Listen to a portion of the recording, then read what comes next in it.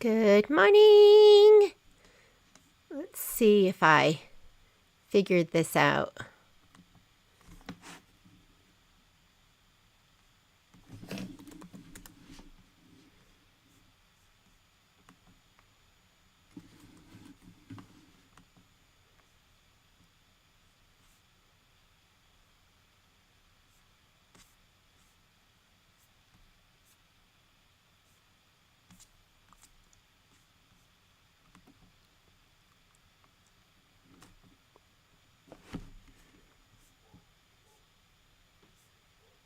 Live.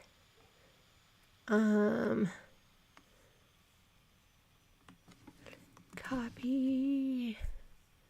Facebook. A1.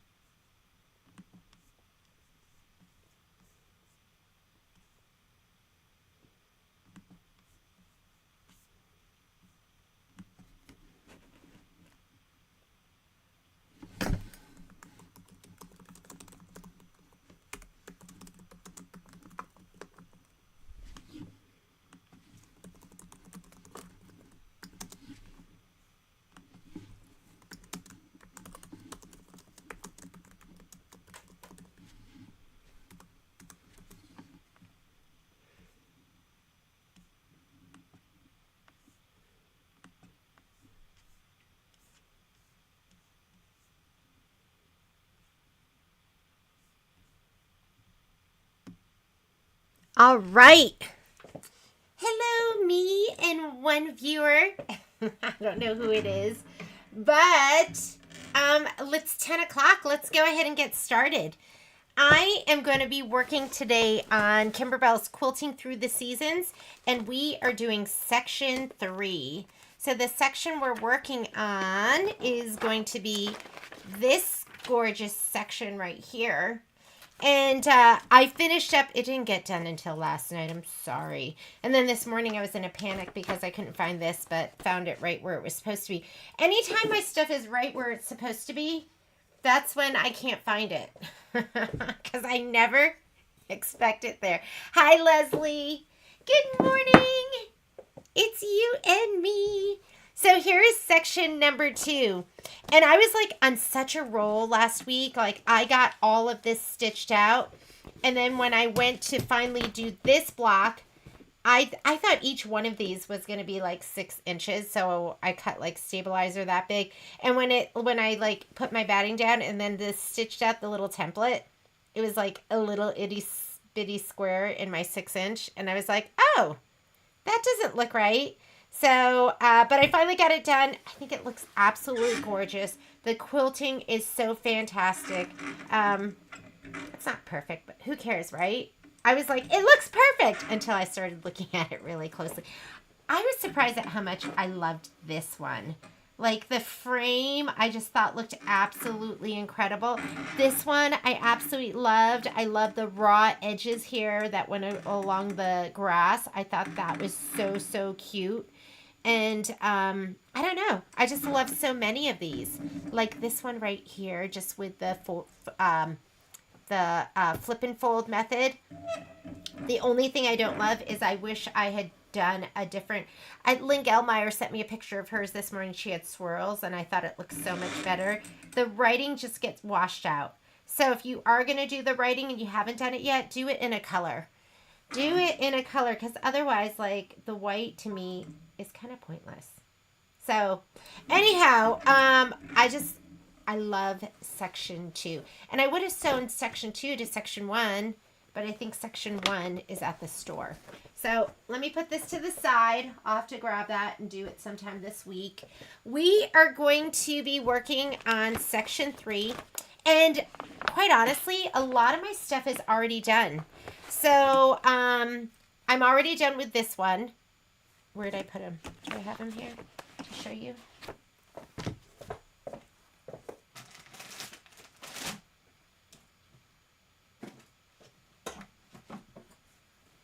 So here is, so I did this one. This one I did when I did the first one for section 1. Because, you're in the mode, so why not just finish it up? This stripe one I did when I did the stripes for section 2.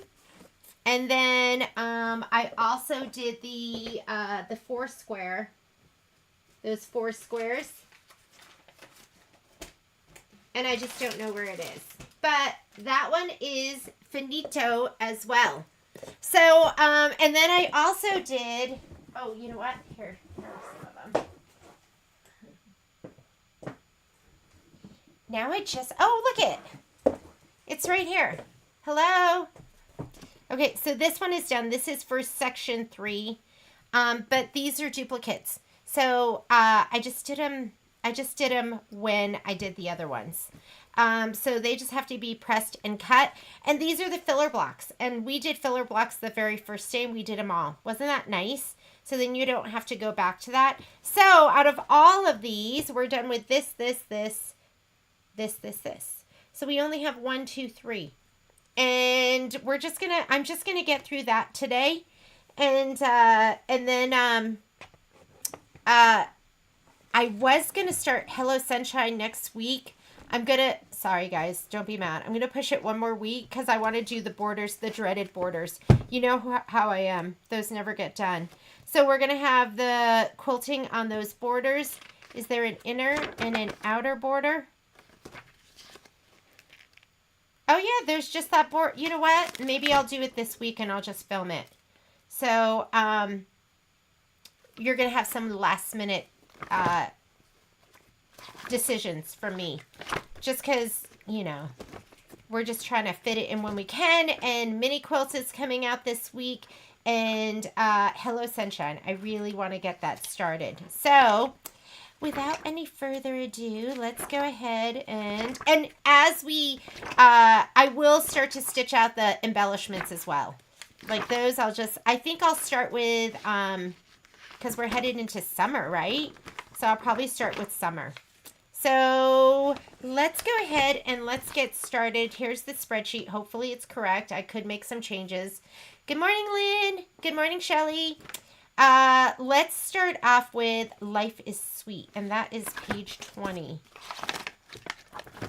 Page 20. And like I said, a lot of these I've done. Hopefully you've done them too. And this one's going to be easy peasy. Life is Sweet. It's 4 by 8, which means with the quilting, it gets bumped up to 4.5 by 8.5. And I'm just going to do it in the 9.5 by 9.5. Or actually, you know what? Because I'm going to be using this one for the vase. This one. I think I'm going to put it in this hoop, and I'm going to bump it all the way up. It's just going to be all the way up at the top. Hopefully that's not awkward for you. And the reason I'm doing that is because then I can just scoot it up and then I'll do my other design. So I would do this one in either your 9.5 by 9.5. Oh, Life is Sweet. Should I do it in my... It's really skinny. It's only 4.5. So I'm not going to do it in my 7.5 by 12. Yeah, I'm going to do it in this one. Let's get hooped up. Good morning. And you didn't get an email. Last night I was like, oh, I never sent an email. And then I just got into bed and went to sleep anyways. That's how bad I am. Is this my piece? I like for this hoop, I like 14.5 inches is the size I like to cut my stabilizer. 14.5. It's a big one. Yeah, if you don't have this hoop, if you have a Solaris and a Luminaire, If you have like Destiny, Dream Machine, Stellar, all of those, then it came with your machine. But if you have the Luminaire Solaris, it did not come with your machine. And I highly recommend it. I don't use it a ton. But when I want this size, I like having this size. I don't like having to bump up to the biggest hoop, the 10.5 by 16. And quite honestly, I don't use that hoop very often because it's just big, right? Like, bigger's not better. Only when you need it. Other than that, I like small sized hoops. Here we go.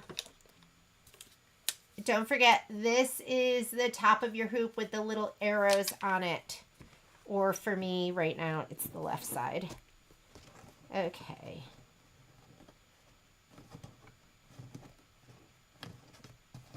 You have little rubber, like right here, so it's a little harder to pull right here. So what I like to do is ooh, is this 14.5? Then we should go 15. Need a little bit more room. Pull in. Okay, I like to hoop it, hand tighten it, pull out all the little, I call them bubbles, but you know, just the spots where it's not hooped super tight.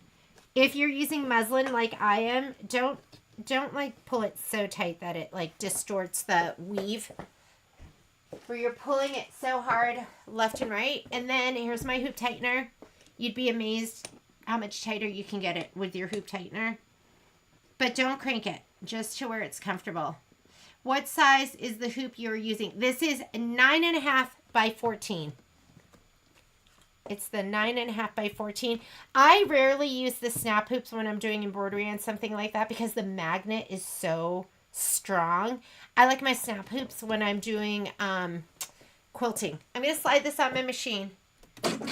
Hello, which I haven't even woken up yet. Hang on, let's move it over and let's get our fabric out, the fabric that we're going to be using for this. And that 9.5 by 14, I think I still have some of those on that amazing Christmas deal. They are normally $274.99, and we were doing it for $139.99. So if you're watching this and you want one, buy one on our website, and then in the notes say special pricing. Special pricing from Sew Along, and it's $139.99 is what you'll pay. But I only have probably like 3 or 4 more at that price. Okay, so life is sweet. Life is sweet. We need to be thankful. Thankful for life. So I'm going to take this out. This is all we're going to need. And then our thread colors, which, shame on me. I didn't write them in. But did I, Lynn? I can't even remember. I did this and I don't even remember if I added this. Did I send that out? I'm feeling like I didn't. Bad genie. Okay. So this one right here is going to be coffee. Yeah. Coffee. That one's cashmere. Linen. And white. So we're going to go coffee, cashmere, linen, and white. This upside down one, I think that's celery and mossy.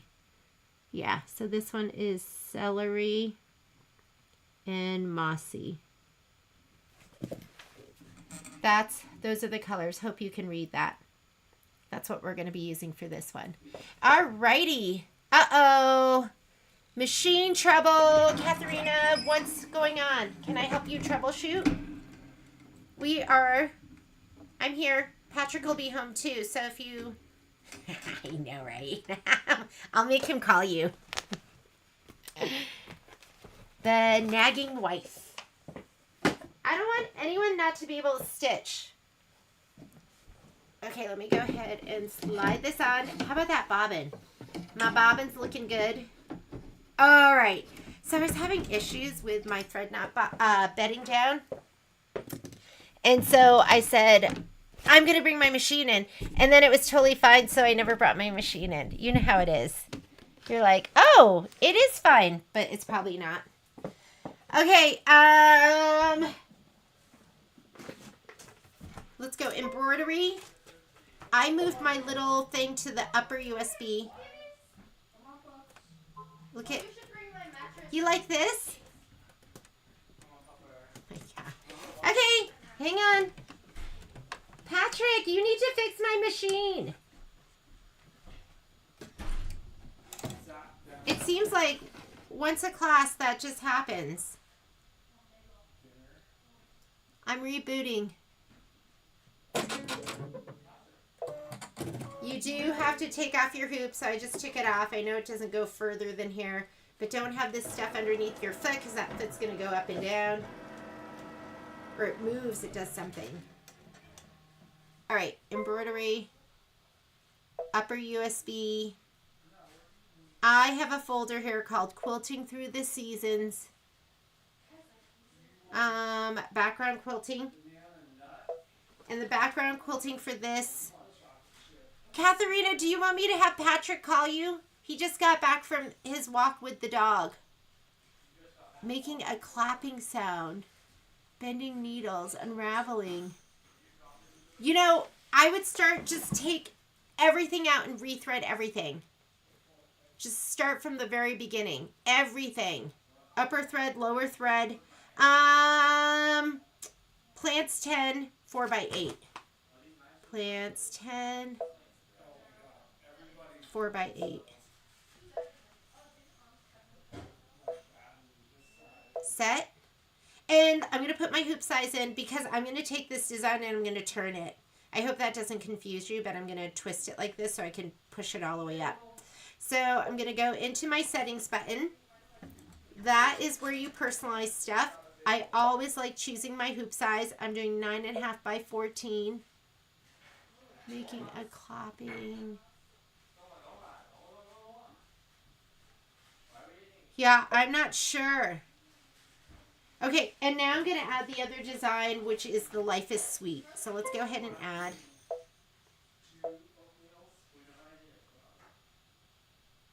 Back to my Quilting Through the Seasons folder.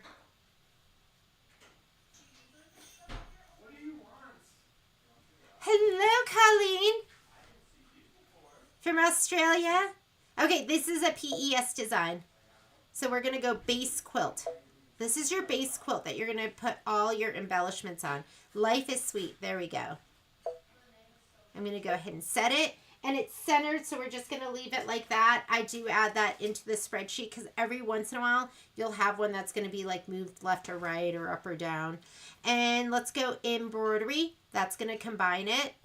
So from your layout page, you can do a couple of things. You can still move and rotate, which is all I'm doing. And what's nice about your layout page is it combines your two designs. So I'm going to go rotate. I'm going to go 90 degrees to the right. And let's slide on my hoop, because if you slide on your hoop, it won't push it all the way up out of the field. Hold on to this when you slide this on. My 9.5 by 14. Ooh, that went right on. I'm wondering if this is one of the ones I did sand one of them on the top. Okay, and now that it's on there, I'm going to take this and move it all the way up, and it won't go out of the embroidery field.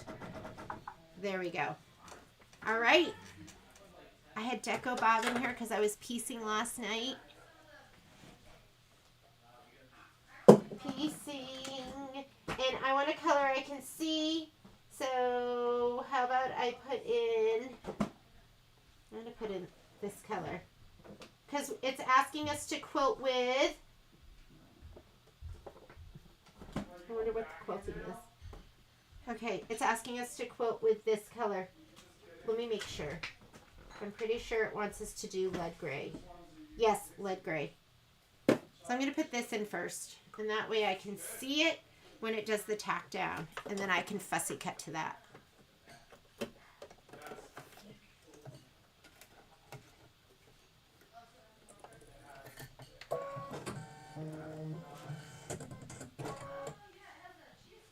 All right. Placement stitch. go ahead and give your batting a little shot of spray, back side of your batting along with the back side of your background fabric. I'm using my dime spray tent.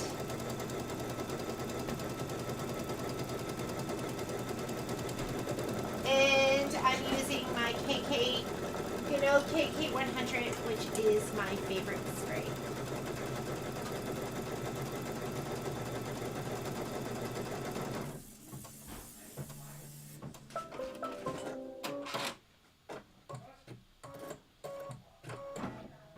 And you're going to just put this right inside that square. And then we're going to lay this down too so that we can skip some steps.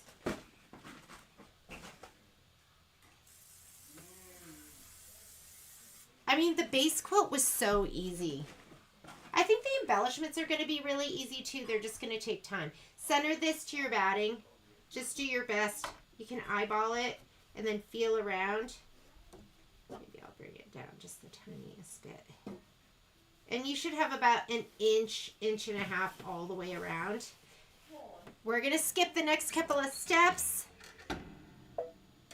I'm going to go down here where we go forward and backward stitches. That's tack down for batting. You don't need that if you cut it to size.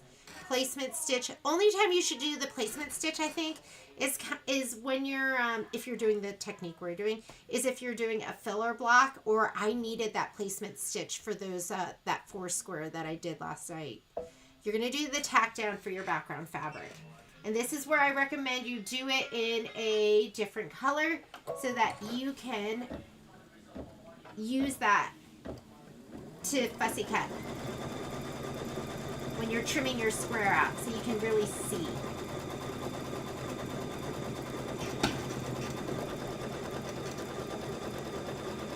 And then we're going to switch to your lead gray to do your quilting. I know, one block at a time, because this is a project that when I looked at the book, I was scared of. And you know, I've done so much Kimberbell, but I was scared about the enormity of it. I was like, wow, am I going to be able to do that? So, and we've done it, right? It hasn't been bad at all. And I don't think the embellishments will be bad either.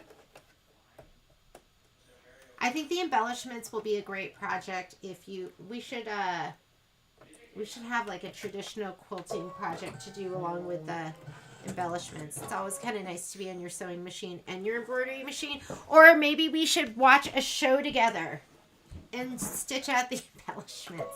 Here we go. Here comes the quilting. I always call it eating an elephant when I'm like really overwhelmed by something. And I always say, one bite at a time and just start eating. Okay, we're going to go ahead and do this. This is going to be the quilting, and then if you look right here, centered. After quilting, go to the embroidery instructions. So we're just going to come over here, and this is just going to all be stitching. So easy peasy, 57 minutes of stitching. There's a lot of stitching going on here. I'm gonna clean my sewing room. It needs it bad. Bad, bad, bad.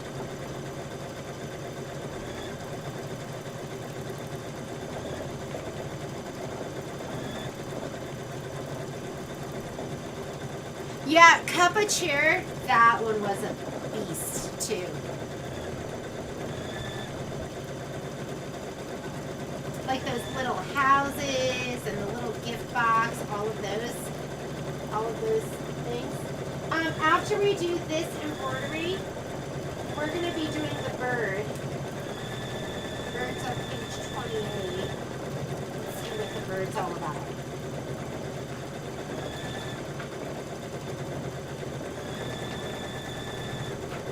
Bird looks pretty easy.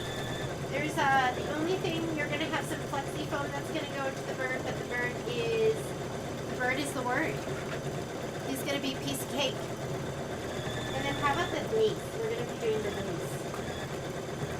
And my daughter asked me today if we could make mandu, which is like the Korean equivalent of like hot stickers. So, and I really, really, really want to stitch out my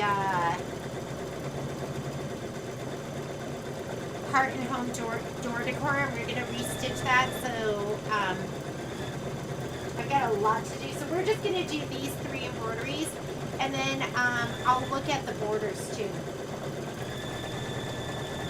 I was thinking I'd cut the fabric for the borders, and in retrospect I should have just left it. So I might get another piece of fabric and just do it all in one piece. I think it'll be so much easier. It's going to be long. Okay, for the base, you're going to need some of your felt. You need some wash-away topping. I gotta find my wash-away topping. Oh, I see it.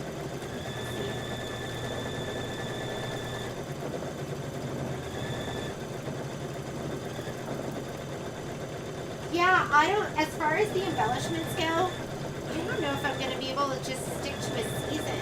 Because when I see embellishments like this one, the small panel, I want to do, I feel like I get in the mood. Like once I'm doing one technique and I just want to do it all. So maybe in the evenings I'll start stitching out some of the embellishments, and I might start small, like maybe I'll just do these for one night. But, and then I'll just post them. Those leaves are gorgeous. Next color you're going to need is coffee. Get your coffee.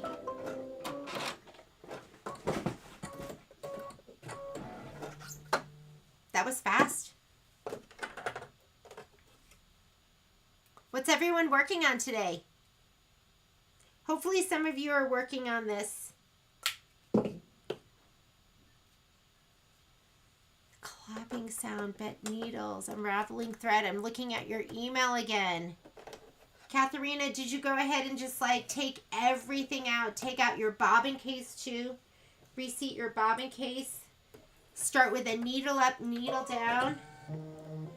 Sometimes it can wreak havoc just if you miss that take-up lever.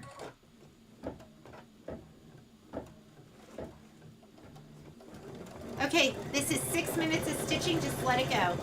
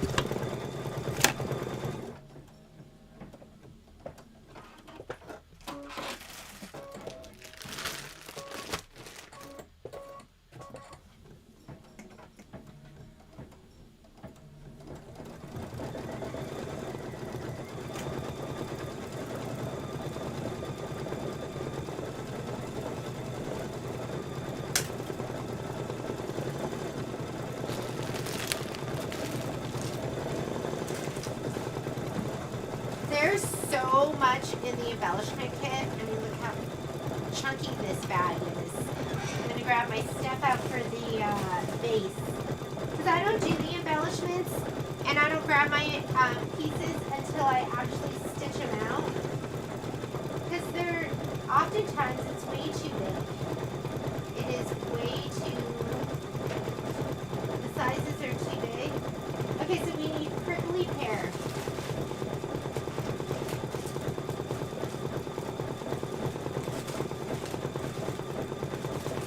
Uh-oh, where's my prickly pear?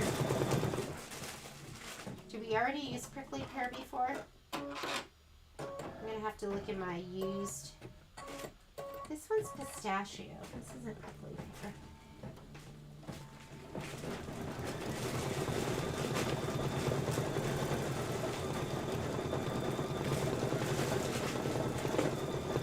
Oh, I see it.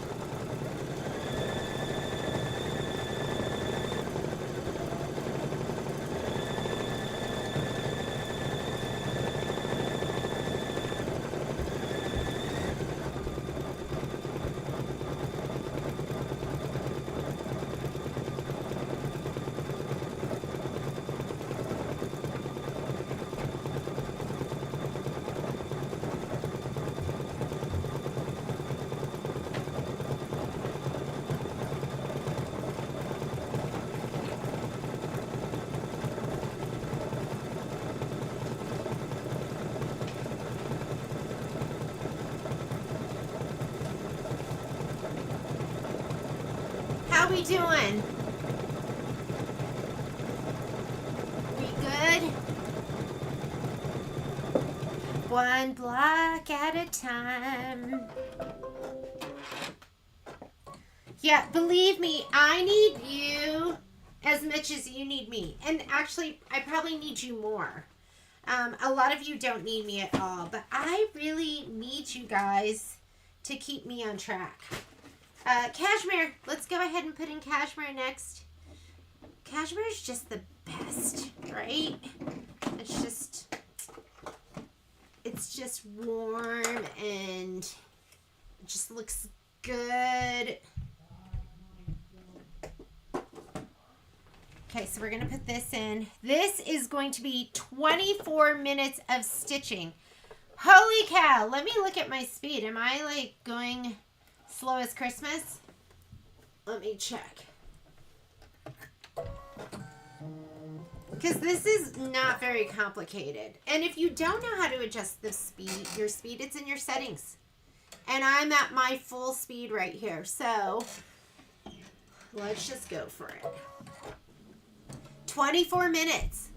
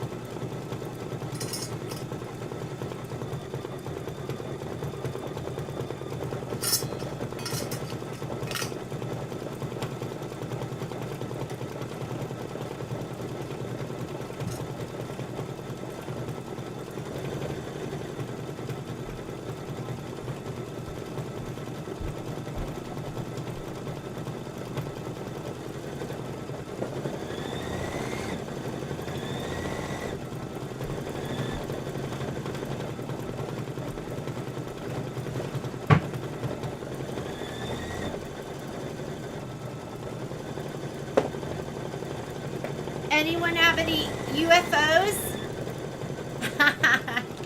Kim, I'm glad you're able to do this so long in your head. This is 24 minutes, so I'm gonna clean up, but I haven't finished my April's Cutie, which I know we're past April, right? But all I had to do was put on my little flowers. So what I wanted to do is I wanted to sew these on with my,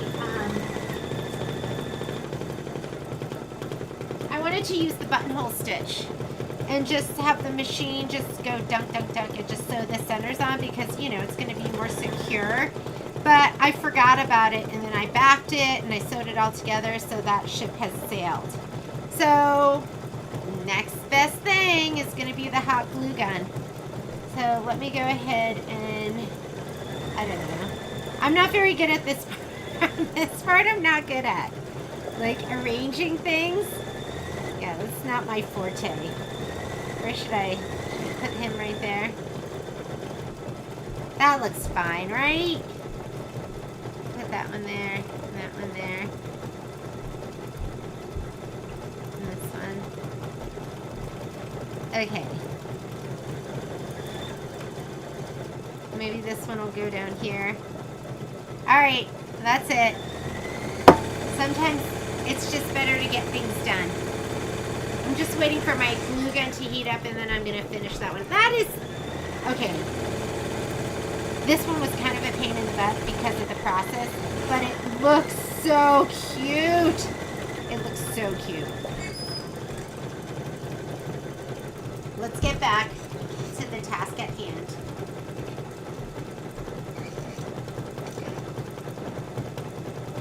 Looking good.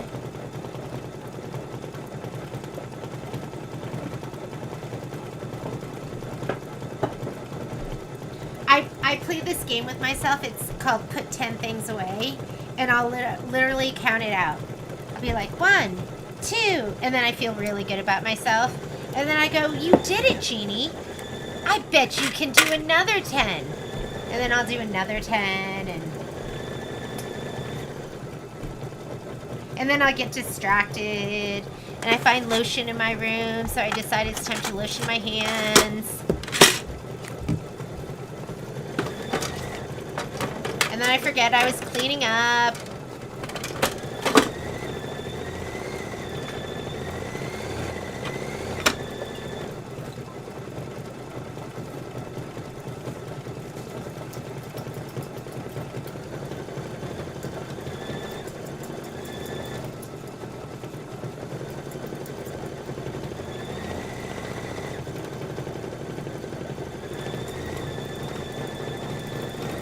I feel like Kim, embroidering at work would be like the perfect thing because you could just tell I'm just hitting the start button. It's not like I'm really sewing at all. What's the big deal? And then you could get work done and sewing done. Quilting through the seasons up to today's point at midnight last night.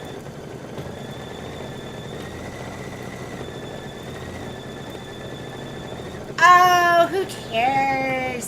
So that background stitch, like, look at mine. Again, I did the colors they said to do, and you can't even, like, you can't even really notice it. You know what you should do is just quilt it now. Just make it, if you want to quilt it, just load up your design and the muslin, and make that design just like a smidge smaller. Make it smaller, just quilt right on there. And pick something better than that design they chose. Because it's like, and pick a different color. Because look at, I feel like that, well, okay, it looks okay. But not, I don't think it looks amazing. I think it looks better on camera right now than it does in person. But I would just quilt it now. That's the beauty of it. And just make it a little smaller and use your projector and just shine it in there and go, do I like it? Yes. And then stitch it out. So no biggie at all. And I finished mine last night at like 11 o'clock. It was like 11 o'clock when I finished.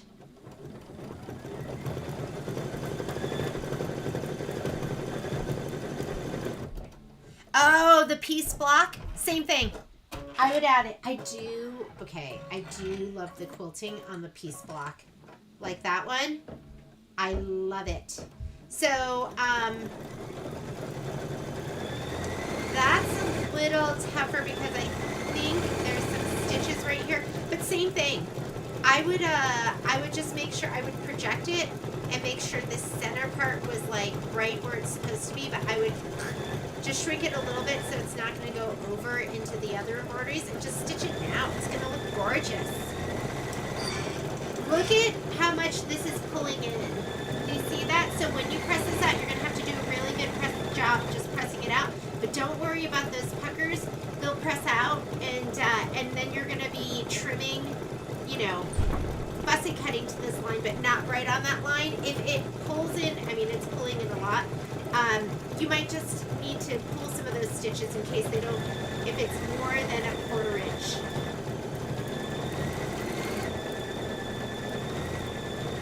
Oh yeah, no, Lynn, I wouldn't worry about it at all. I just slap it down on there. I mean, if you want, you could like baste it down, but I wouldn't worry about it.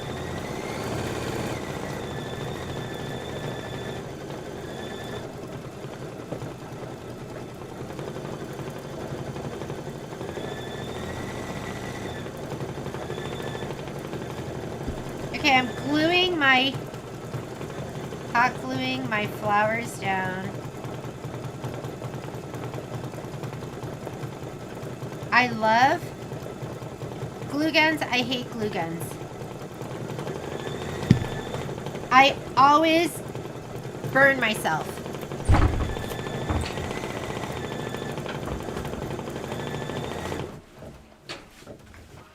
Where are you guys going, Patrick? Just to Carson.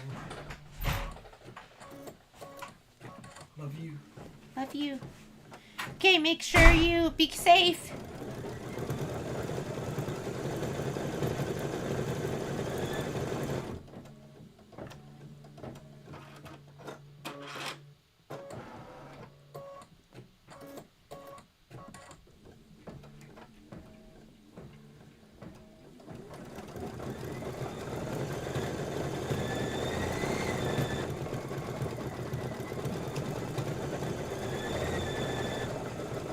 When I was stitching last night, Lynn, I was starting to get tired, and I was like, this is when I make mistakes.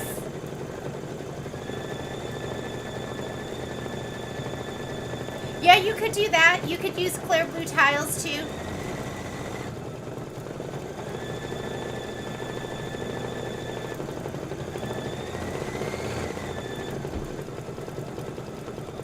You might have to just manage your fabric a little bit. But I wouldn't worry about it. I would quilt it. I really do love the quilting on those squares.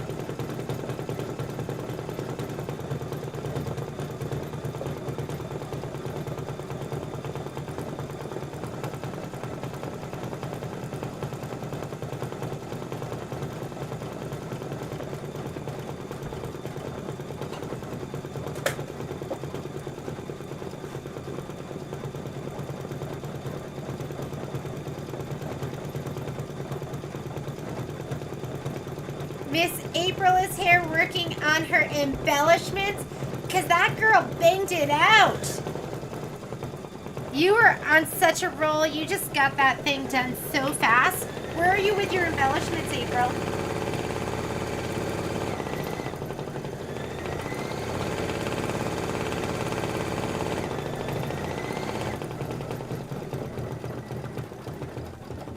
Do these background quilting that is for this project offer clear blue tiles? I have to go back.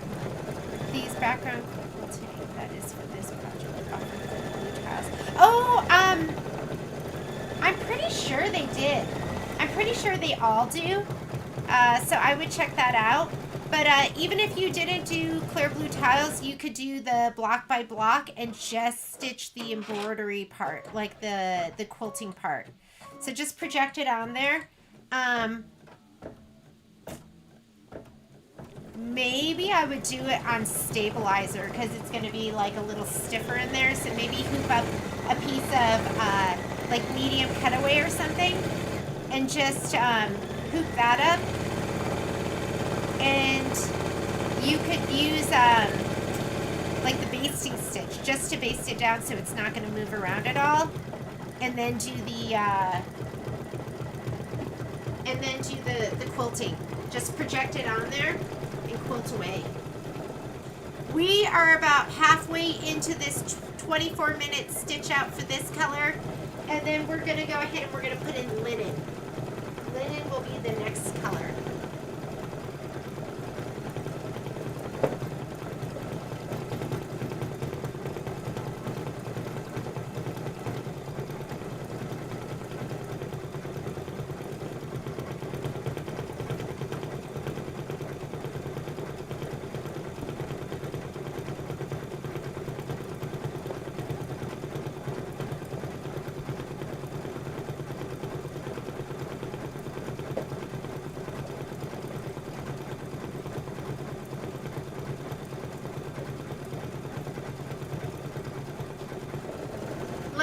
muslin. Okay, here's one of my UFOs. Maybe I'll finish this today.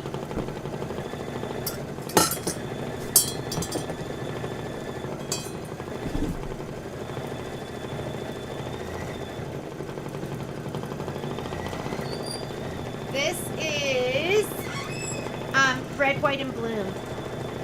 And I went rogue on this one, and I decided to do red quilting, and I hated it. I absolutely hated it.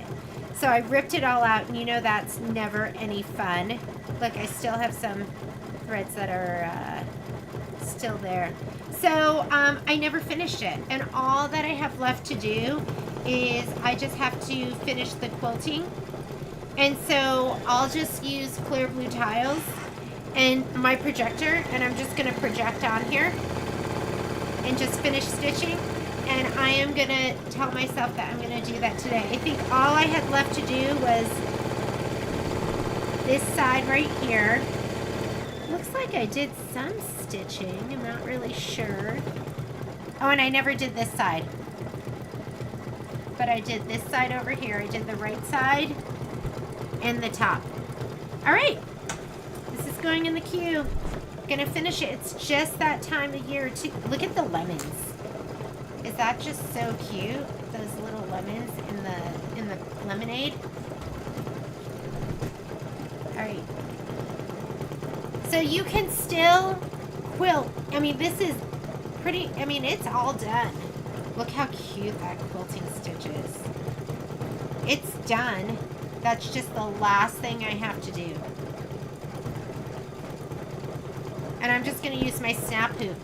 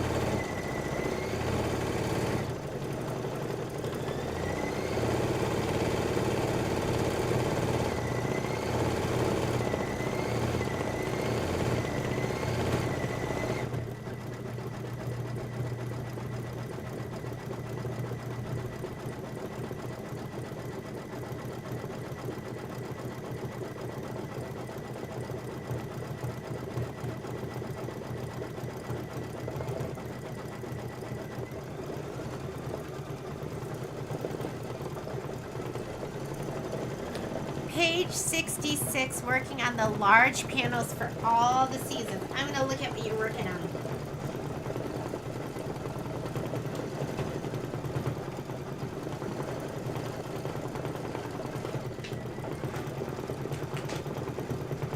Oh, yeah. How were the The button panels. Were those pretty quick and easy, or did that take a long time?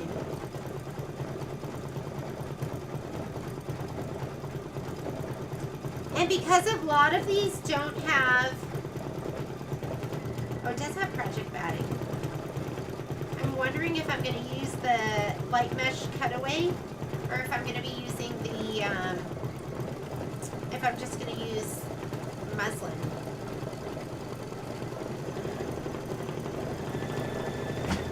Decisions.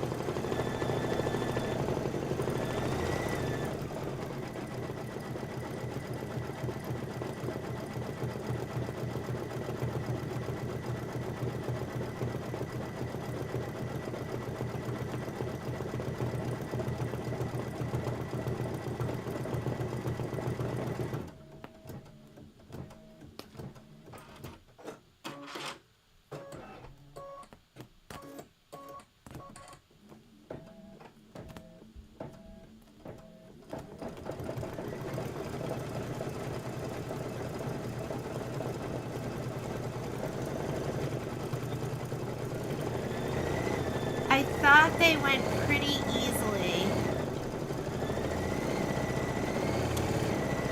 That makes sense, to use that sticky back and just do it over and over again for those buttonholes. I thought that's kind of clever. Like, how do they do the buttonholes?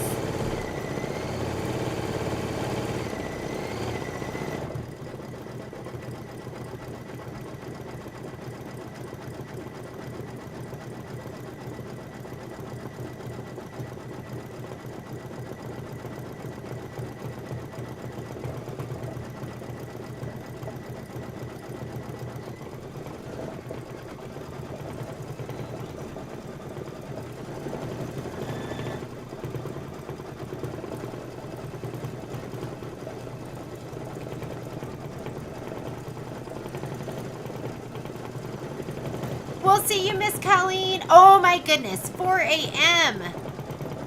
Hopefully you fall back asleep. You can have dreams about stitching Kimberbell.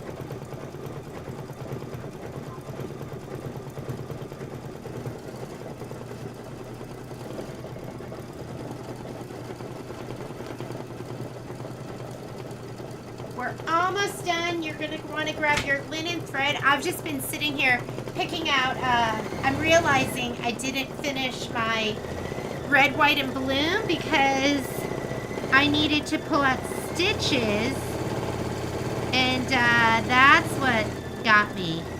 So that's what I'm doing right now. It's kind of nice.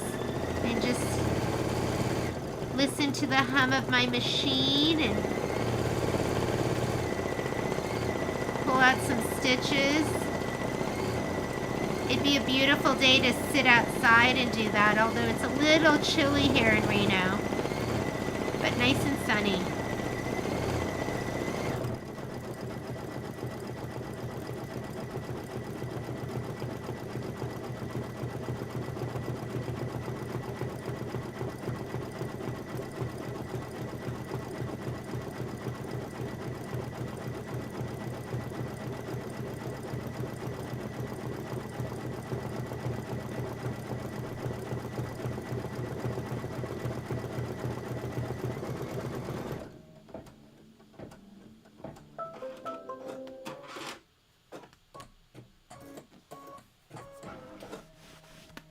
All right, let's go ahead and put linen in. 11 minutes of stitching for this one. This is like the most relaxing block I've done in forever.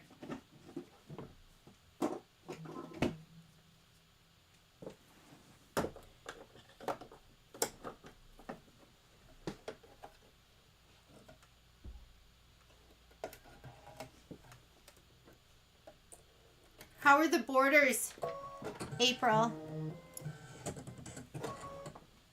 What hoop did you use for your borders? I'm thinking, let's look at them right now. Okay.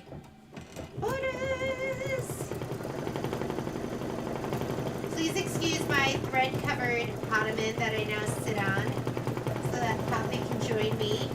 So we put our planters back on the patio. We did our all the hardscape at our house last year. So we did our patio, our driveway, all of that stuff.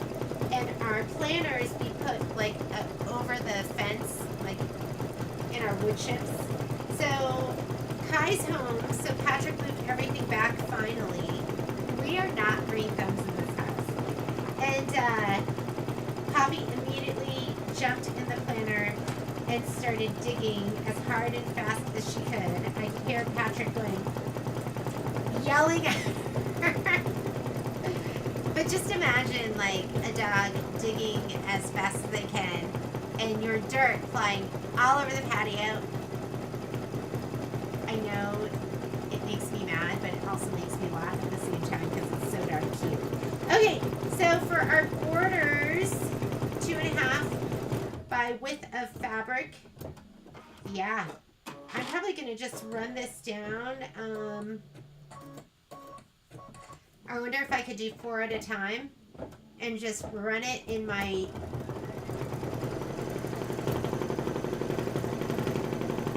I'm trying to think of what size hoop I should do it. Okay, I'm going to have to think about this. And I will, I think I cut my strips already.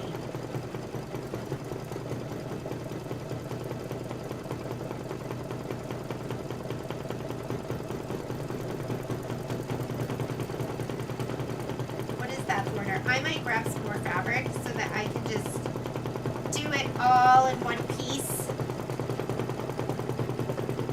Use the 5x7 but cut a large piece of poly mesh to move the hoop around and then cut everything apart. Leslie, just keep working with us. You'll catch up. It's not, the quilt is the quilt base is not too overwhelming. I thought the hardest thing, the most complicated thing were the blocks I did last night. So the squares, just because you have to stitch them, that took a long time. And then you had to piece them together and then, well, you didn't have to quilt them, I'm sorry. You had to embroider them, do the flip and fold. And there were just a lot of pieces. And then you had to, piece and then quilt. So that was it just took a while, that's all, but it wasn't hard, just lots of steps.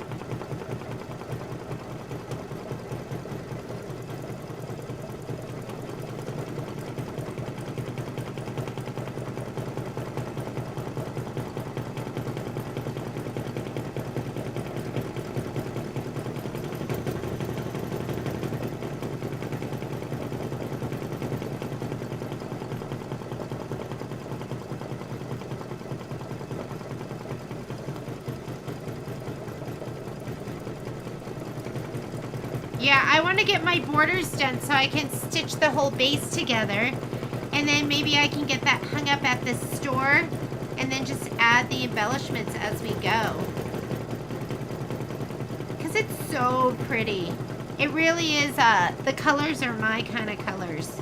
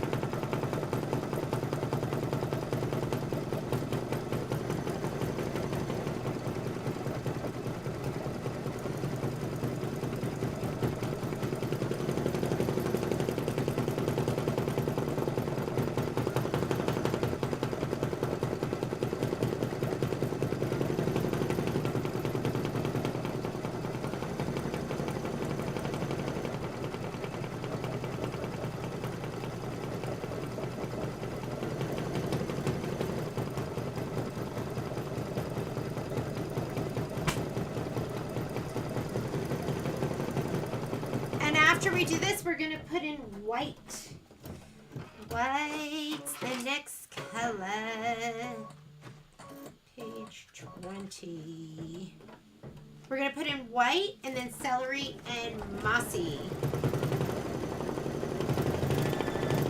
White lives on my machine. Here's celery. There's mossy. Just pull those out.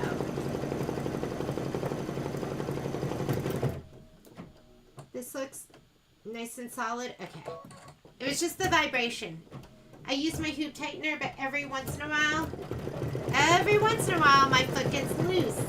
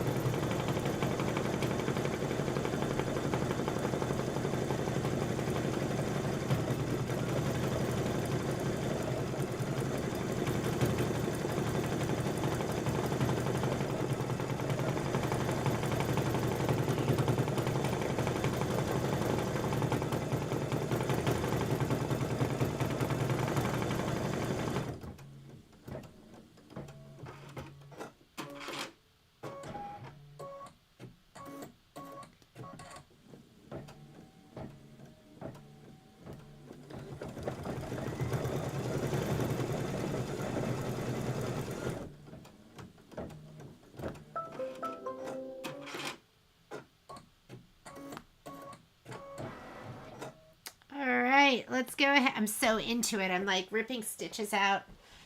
And I'm going to go ahead and put in my white. White's next. Dun, dun.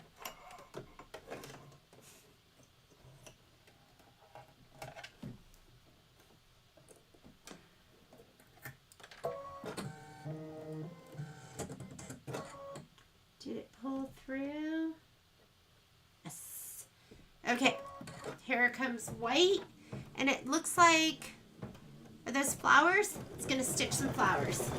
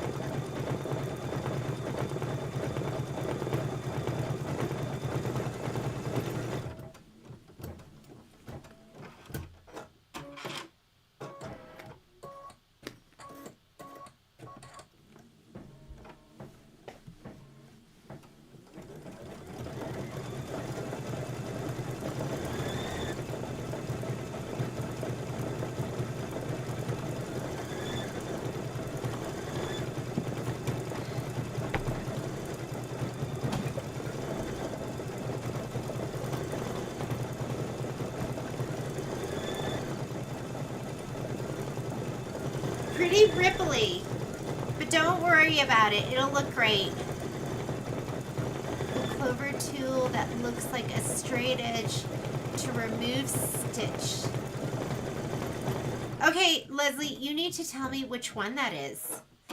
the straight edge. I'm not even sure what that is, but it sounds like I do need it. This is what I used just now. I used my seam ripper that is connected to the tweezers, because sometimes you just get a little edge and you can just grab that stitch and just pull it out. And so I love these, and I love that they're connected so that I'm not looking for my tweezers and then my seam ripper and then my tweezers. They're all in one. So I just went ahead and pulled them all out with this. I am ready to go with that project. That's gonna no longer be, you know, I think half of the mess in my room is because I have UFOs. Like, if I could just get those UFOs done, then my room wouldn't be so out of control.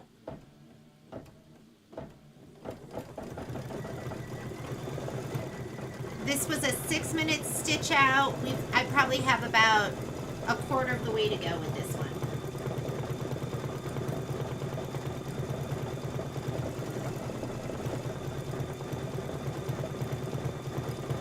Leslie, you're going to have to send me a picture of the clover tool you're talking about.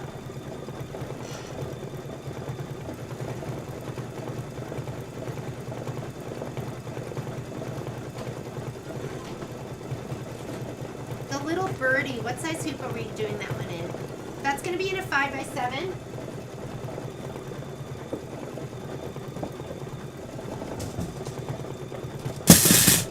I'm going to get hooped up for that one. Might as well. Here's my 5x7 that I've been obsessed with. And for these, I think I was just cutting, what size was I cutting my stabilizer? Let me grab it.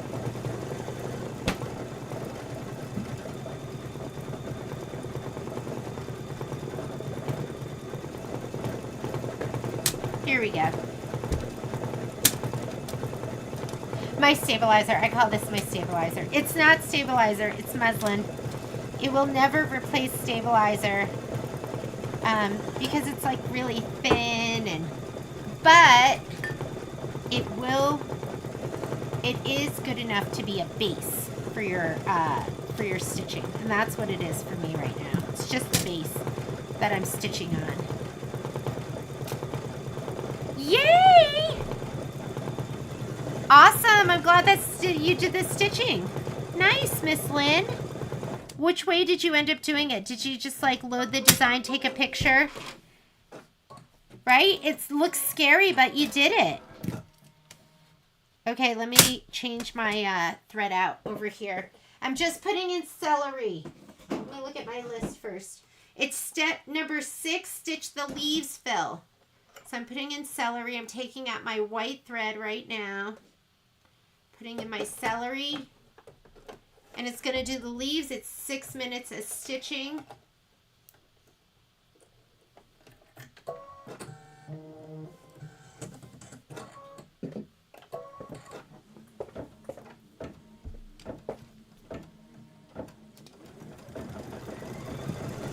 It's purple. It's in the same tool that if you got a facial.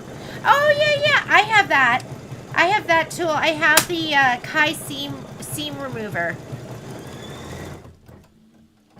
I can't do that with this though because it's all sewn together.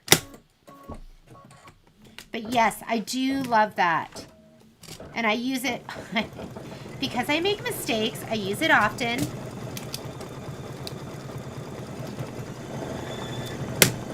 Oops, that didn't go well, did it?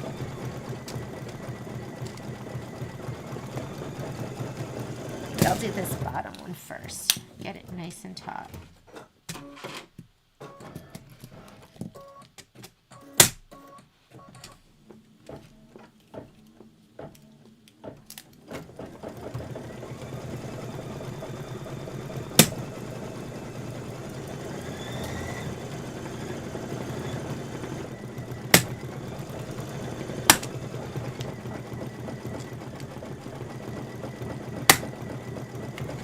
Okay, this is ready for the bird.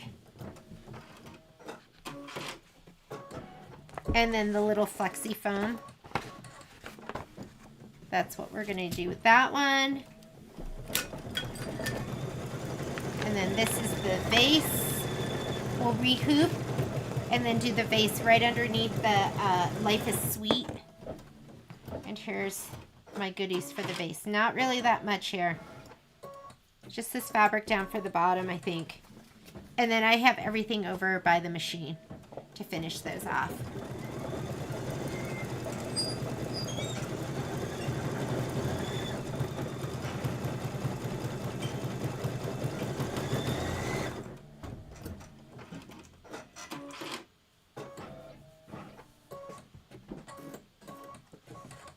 You know what I should make a list each week, like UFOs I'm gonna finish. And maybe I could just get one done. Would that be great? I just get one UFO per week. Looking cute.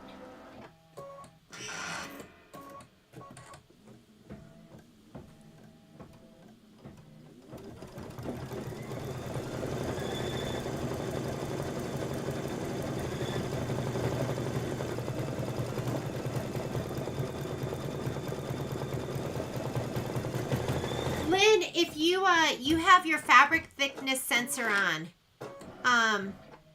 because you can just turn that off and it won't ask for that. But did that work out? You just used your snowman sticker?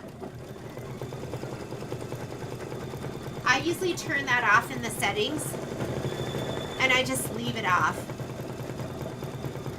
Put a placement line and lined up the squares, added and adjusted the quilting, and it was perfect. Oh my God! Listen to you using software. So I could never have done that because, like my Get to Know My Scanica class, I still haven't done the software classes. But I love that you did that. Good for you. That's awesome.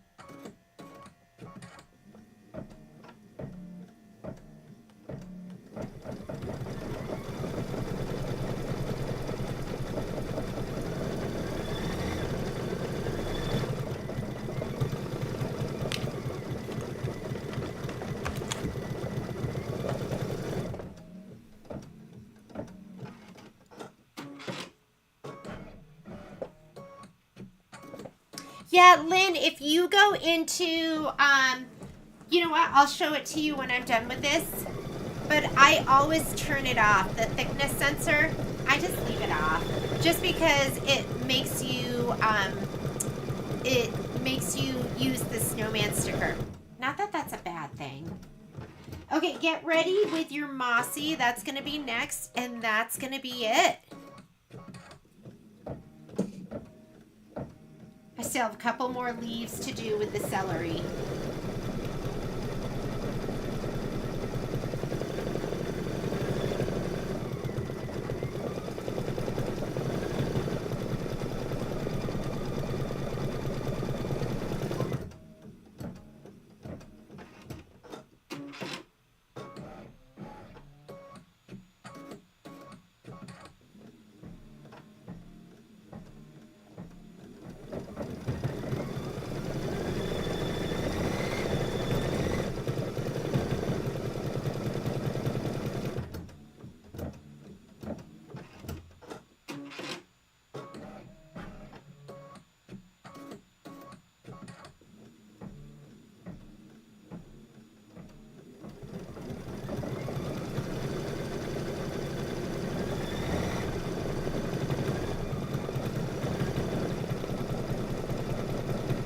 Perfect, Lynn.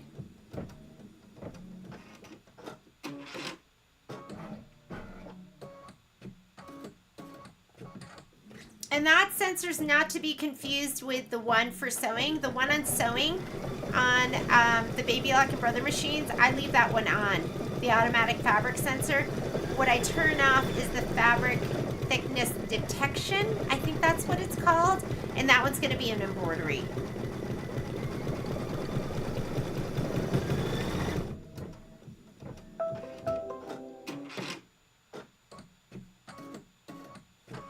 All right, I'm going to go ahead and put in mossy. And again, I don't want you to be concerned about the puckering on this embroidery. That used to scare me. And I thought, oh my goodness, it's going to be such an issue.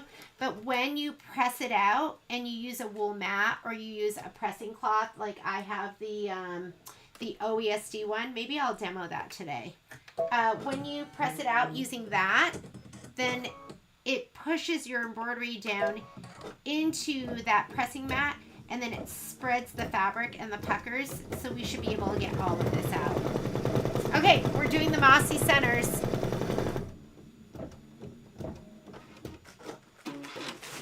I didn't even show you the book for any of this, but basically this is step number 6. And we just went through and did all of the stitching. Once we're done with this, we are done. And we're going to move on. I'm just going to move on to the bird. So go ahead and you can turn to page 28 of your instructions. Hoop up. I'm already hooped up in my 5x7 hoop. And this is the embroidery that we're going to be doing. Nothing too special about this, although you will need some of your foam. So make sure you have some foam. I just went through my stash and I don't know how big that bird is, but I have leftovers of every size.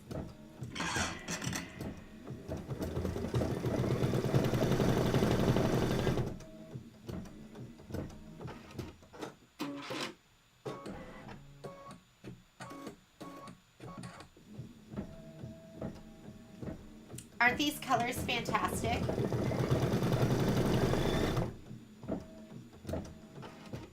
I really have such respect for digitizers that create the artwork. So beautiful. And we are done. I'm going to go ahead and slide this off.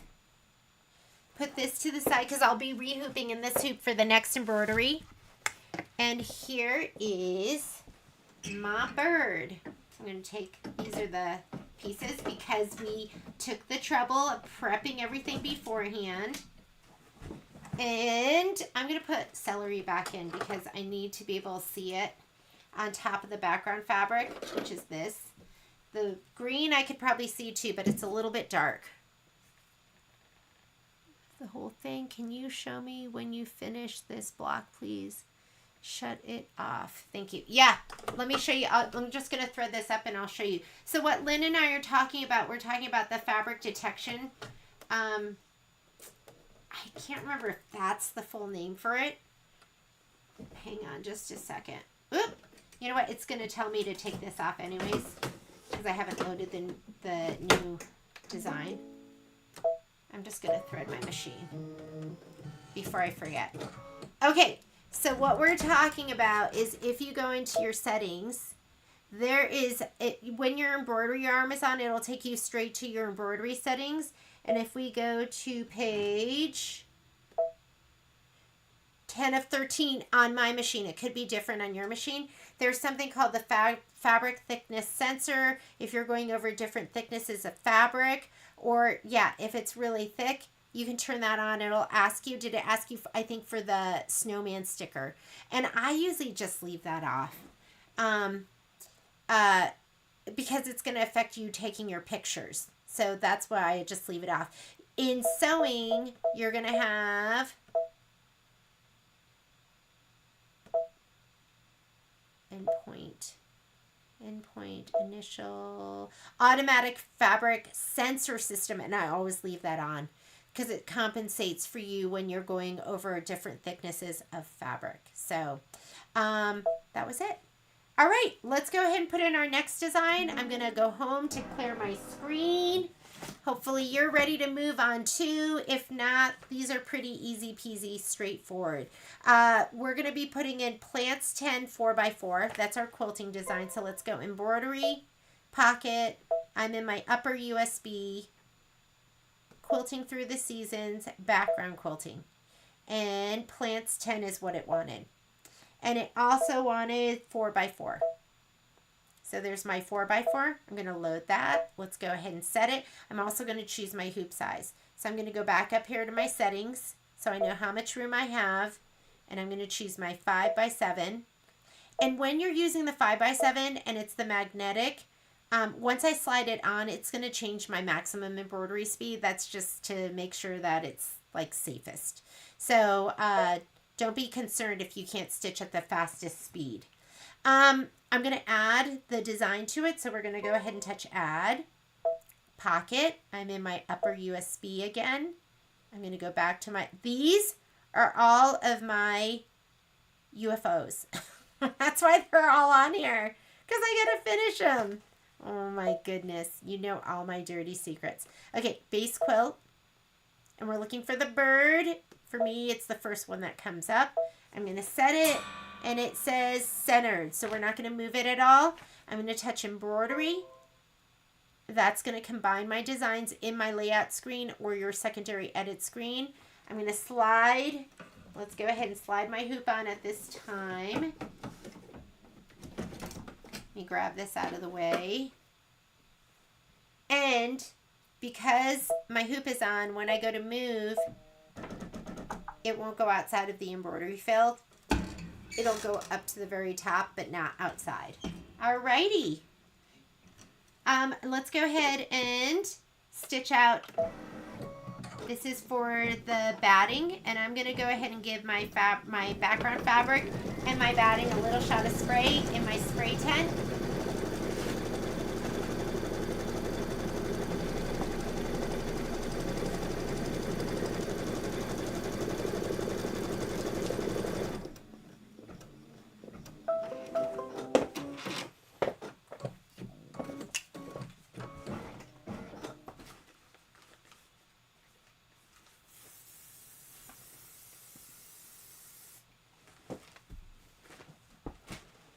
All right, let's lay down our batting first. Oh my goodness. So last night, my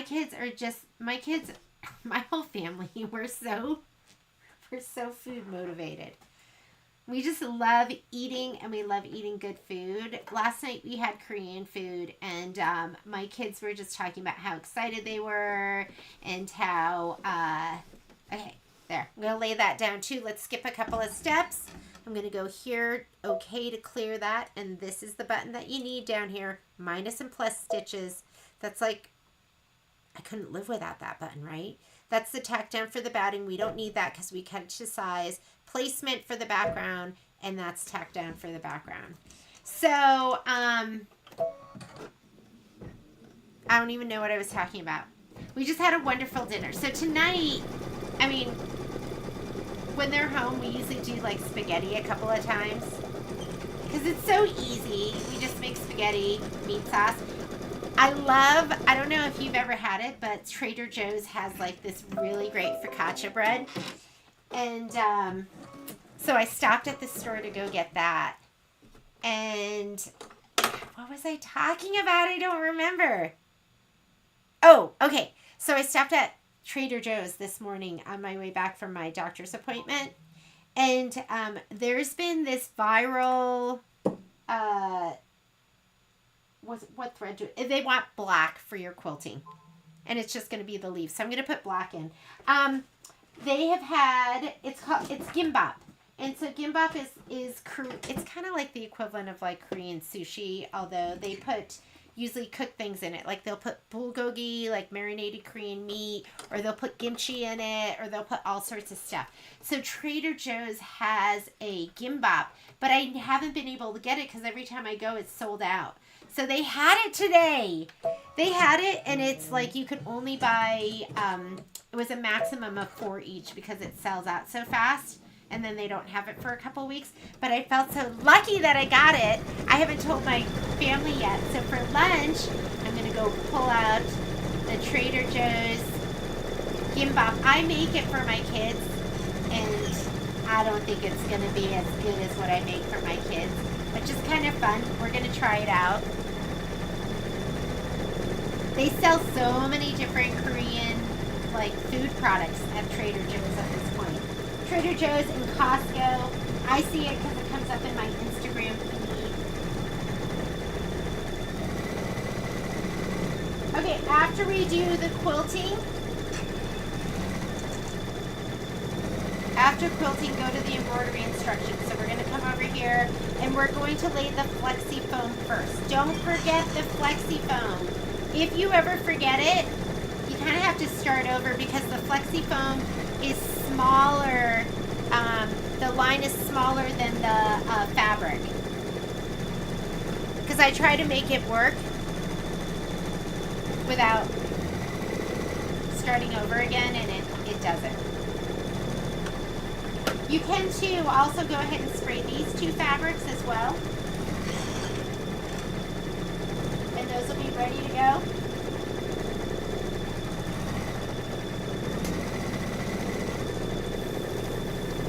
So many times I go to Trader Joe's at night. Like I'll go after work, and so all the good stuff is gone. So this time I went first thing in the morning. It was a new experience for me. I got to shop when normal people shop. Okay, placement stitch for the little bird. I'm just going to leave the black in. And I'm just going to watch to see where it goes. There he is. Okay, he's tiny. Now you're going to place the flexi foam. I wasn't sure how big it was, but that is tiny. Good thing I didn't throw this away. I know. This just reinforces my hoarding, so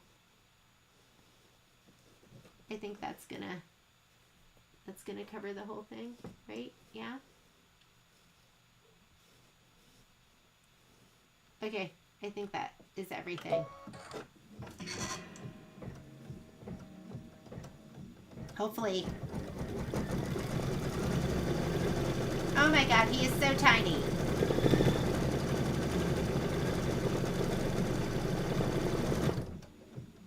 Let's get your snips. I like cutting this with my snips.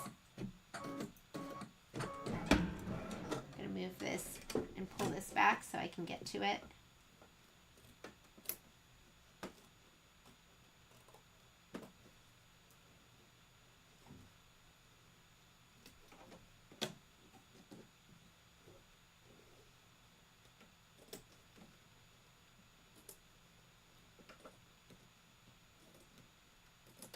This is bad because now it showed me, oh yeah, you should have saved that. And now I'm going to hoard other pieces of flexi foam.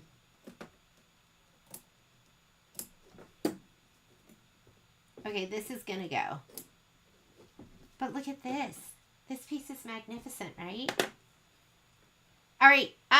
Next thing it wants you to do is it wants you to do the placement line for the bird fabric, which is that kind of woven looking fabric. I'm going to skip this step. So we just did trim the foam close to the stitch line, stitch the bird placement line. I'm not going to do that. You know why? Because we know that bird fabric is going to go right over our flexi foam. So I'm going to skip that step, which I could have done in all that time I was talking. And I'm going to do the tack down, which is orange. Remember, placement is turquoise and tack down is orange. Should I put it like in this orientation? And does color matter? Color doesn't matter, but I don't like doing black because it's so bold. So the next color that is going to make a difference is going to be Vegas gold. So I'm going to put Vegas gold in. How do I know it's Vegas gold? Because it shows it right here. I just have it memorized that that one's Vegas gold and that one's going to be linen. And I can write it in too if you want me to. Whatever you like, you just tell me.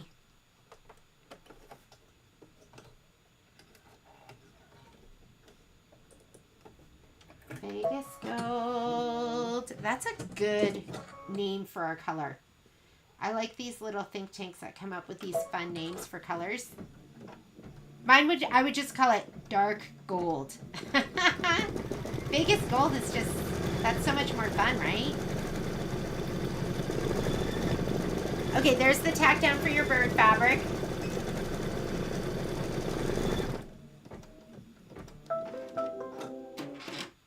Bird, bird, bird's the word. Okay. You gotta clue me in because I didn't even know there was a song.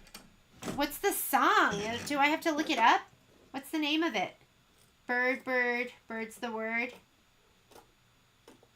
I don't even know that song.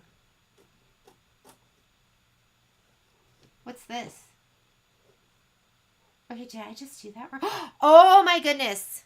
Oh no, I did that right. I wonder why that's sticking out. That's sticking out underneath. For a minute, I thought this was the placement line and I messed it up, but no, that was definitely the tack down. Tack down is orange, so we did it. Is that his like little leg or something? I don't like that sticking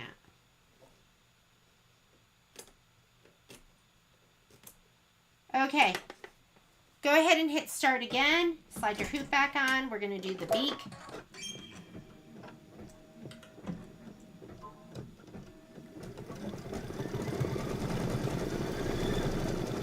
Hello, Miss Shannon. Nice of you to join us. Good to see you. Okay, now it wants linen, and it's going to do the outline of the body. Let me get my linen. Linen. I take out my Vegas gold.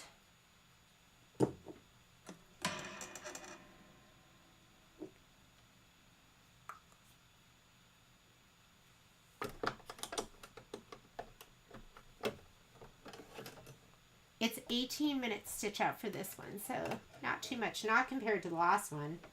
That one was like a long one.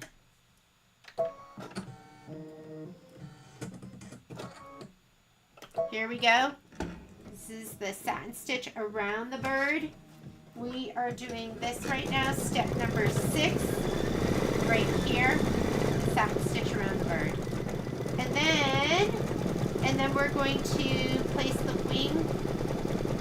We're going to stitch the wing placement line. So we're going to lay down that, is it gold? What color is that? It's kind of like a cocoa color. We're going to do that next.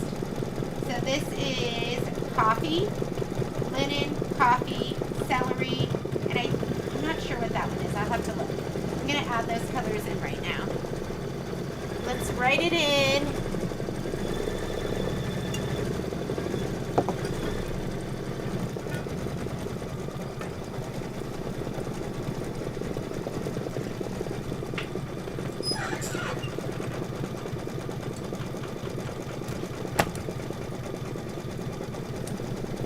This one is Vegas gold.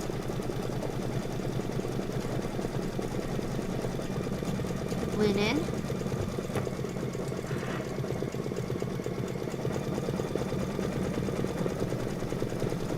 coffee, linen, coffee. That one there is celery. And that one, I forget, I think that might be graphite. Let's look. That one is, okay, if it has the black, it's graphite. If it has the white, it's Oxford. That one's black, so it's graphite. And the colors I'm giving you are the name of the thread colors from the thread kit. And then we're back to Vegas Gold. Is that cashmere? I think I have that memorized. Yes. Cashmere, black and white. So this is cashmere, black, and white. Okay. If you're not sure, now you have all the colors written in. And of course, you know, when you see that little box with the lines, that just means color doesn't matter. All right, so we just finished step 6, which is the linen outline. Now go ahead and we're going to do the placement line for the bird wing. And since color doesn't matter, we're going to look at the next color that does matter, which is going to be coffee. So let's go ahead and just put coffee in. Coffee's going in next. Coffee, coffee. I love coffee. I love when Patrick makes me coffee.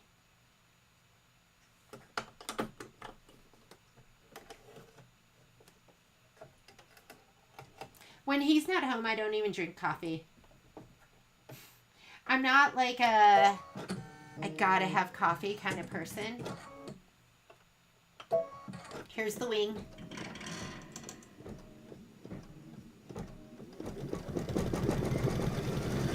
That's why that little piece of foam went down there.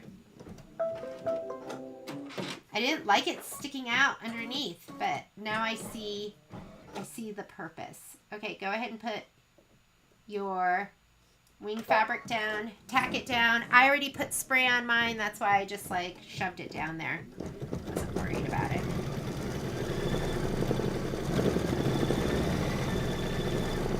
This is the wing tack down line. Trim the fabric close to the stitch line. So let's go ahead and trim. Am I shouting? Am I shouting at you today? The mic is like a little bit away from me, so I'm trying to make sure that you can hear me. But I don't want to be shouting at you.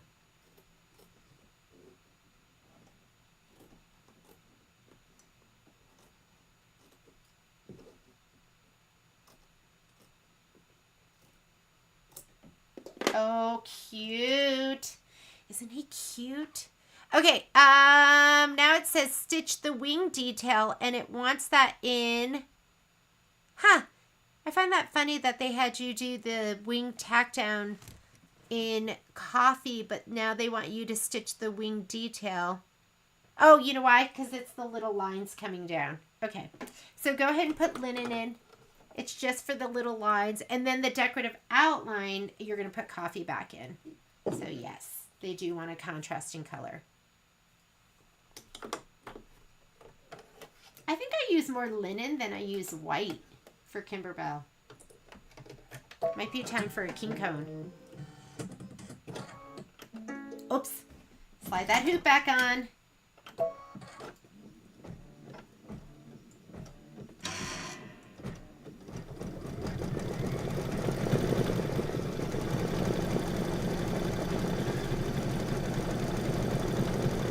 Is anyone else looking forward to going to the quilt? Yay! It'll be good to see you, Miss Betty.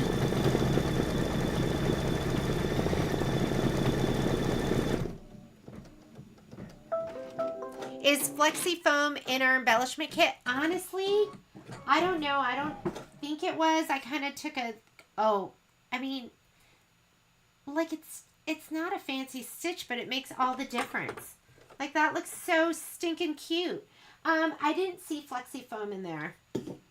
I just have so much Flexi Foam left over from other kits. I just grabbed it from my my overflowing leftover embellishment. I started out with one container and now I have two, and they're both overflowing.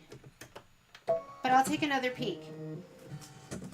Let me see. Okay, now it's doing the decorative stitch outside. Here is the big, beefy embellishment box or bag. I do not see flexi foam in here. I do not think it's in there. Yeah. No flexi foam.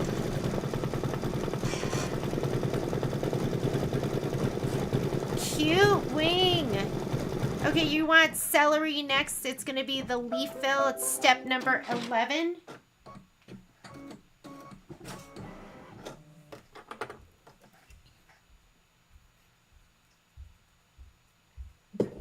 I don't know if you guys are good, if you've had PT before and you're good at it.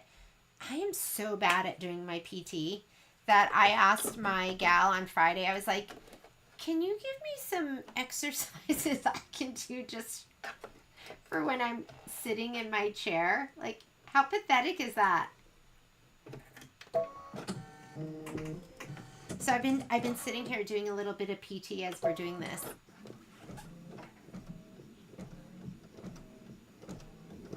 Because I'm just trying to get it so, like, my muscles don't cook and harden. I feel like I'm being microwaved every day.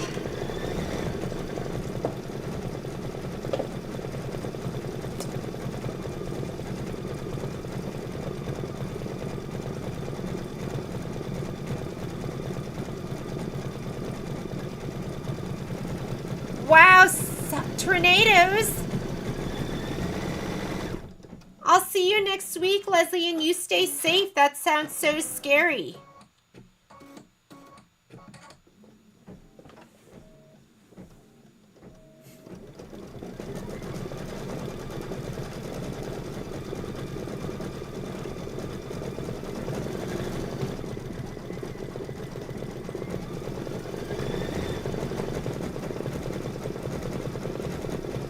Okay, this is 7 minutes of stitching. This is going to be the majority of our stitching for the bird. While it's doing that, why don't I go ahead and I'm going to rehoop. I'm going to rehoop this puppy.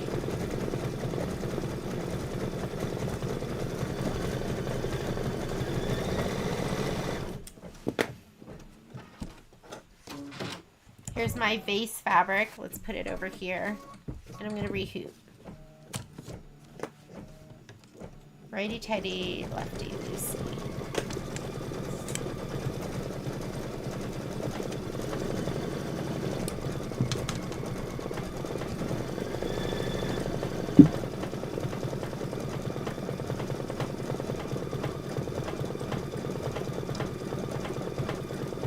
I'm just going to scoot this up a little bit. And I like to have it so I can see a little bit of the fabric under here.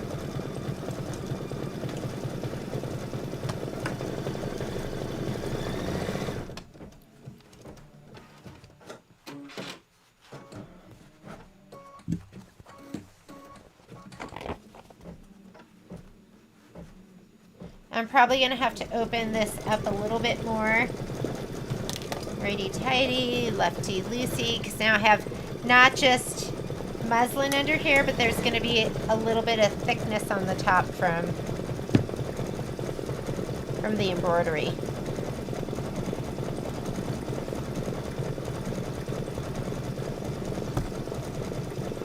There we go. That's pretty good. Push this down a little bit.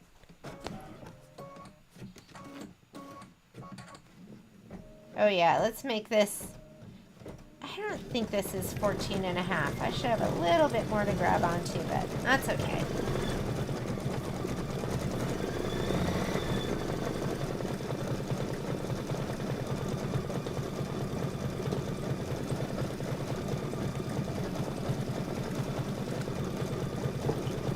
I'm going to hand tighten this, and then with the hoop screwdriver, make it a little tighter.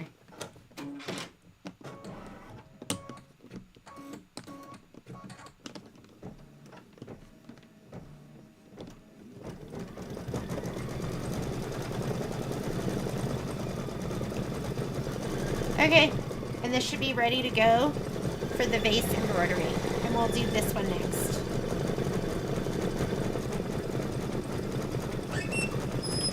How are we doing over here? Looking good. He's looking pretty cute. I like his little feathers right here on his forehead. And we're about halfway through with this. After we finish, well, we're halfway through with the celery leaves.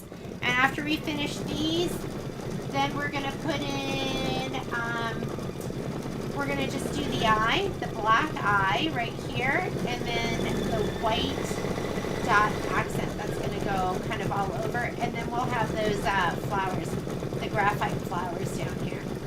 And that'll be it for this little guy.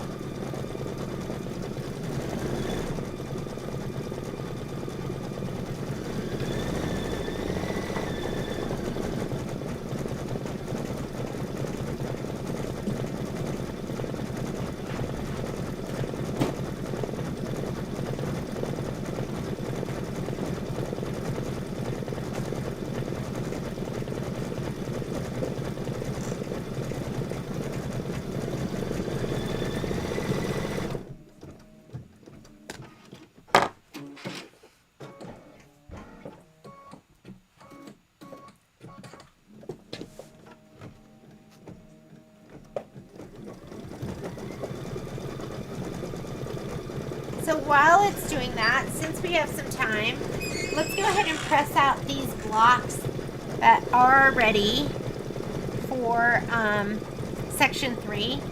So since I have writing on this one, and I like to press out on a double mat. And I think I'm going to need a little extra cushion for the Life is Sweet. So I'm going to show you an OESD press cloth.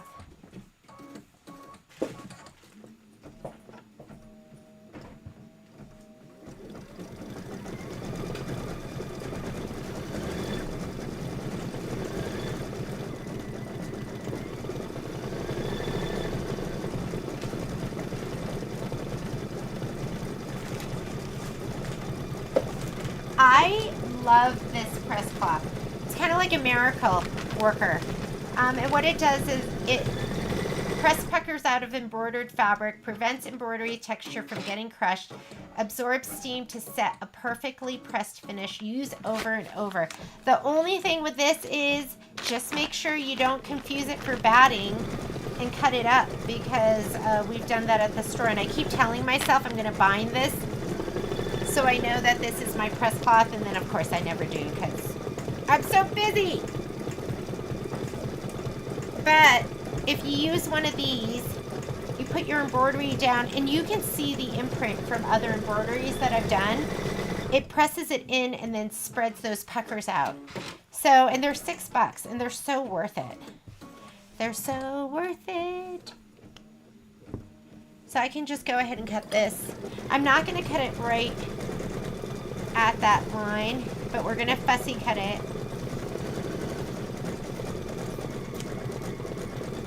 And these will get so wonderfully flat. I like to spray it from the back side just with some water. And the reason I don't just press on one wool mat is because my cutting mat is underneath there, and the steam will work that. But it doesn't seem to go through two. And so this was my favorite, my 17 by 17 wool mat. And then I got the 17 by 24, and I was like, oh, I needed that. I needed those extra inches. Okay,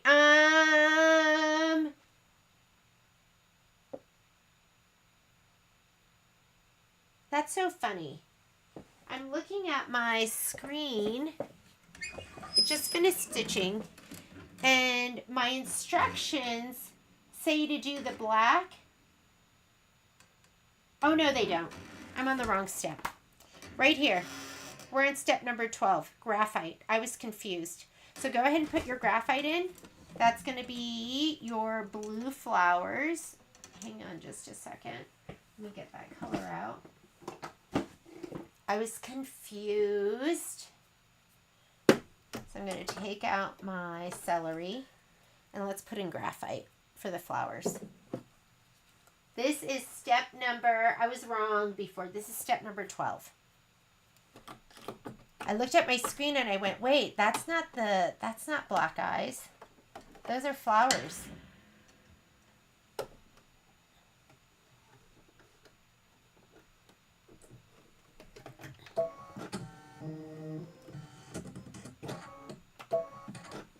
Okay.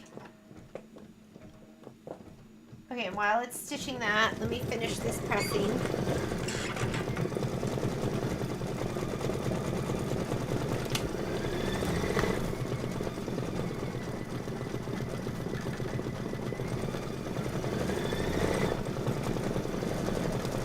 It just presses so flat. You can see the outline of this into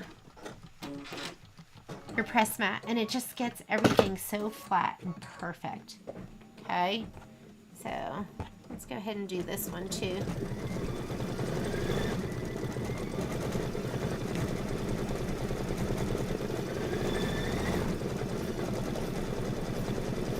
But where this thing really shines is when you have a lot of puckers. Like when we do the, I'm not going to do it now because it's in the hoop, but when we do the Life is Sweet. Okay, we're going to go ahead. Now it's time to put black in. So let me go ahead and grab.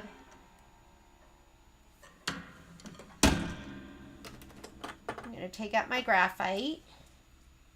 Is it black next? It's not black. Now it's Vegas gold. We're doing the tail feathers and we're doing the, sorry, I keep telling you the wrong colors. We're doing the tail feathers, tail detail, and branch felt is what we're doing. And it wants Vegas gold.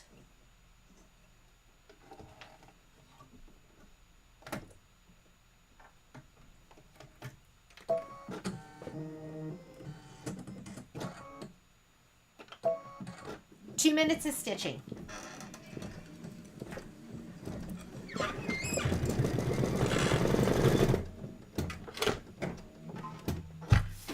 I'm going to go in the direction of the stripes.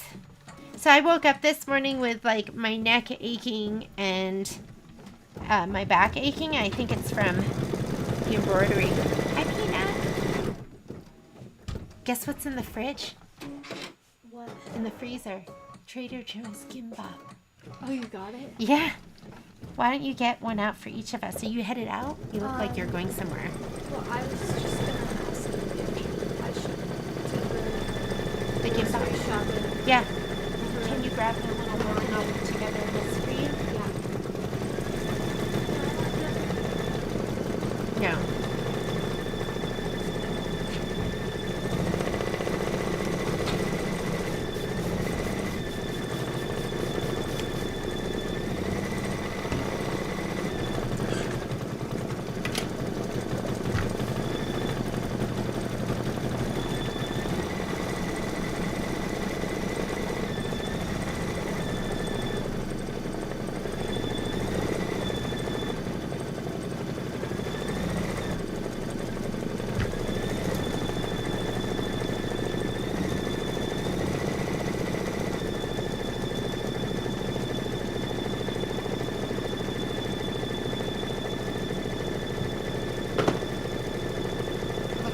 gorgeous.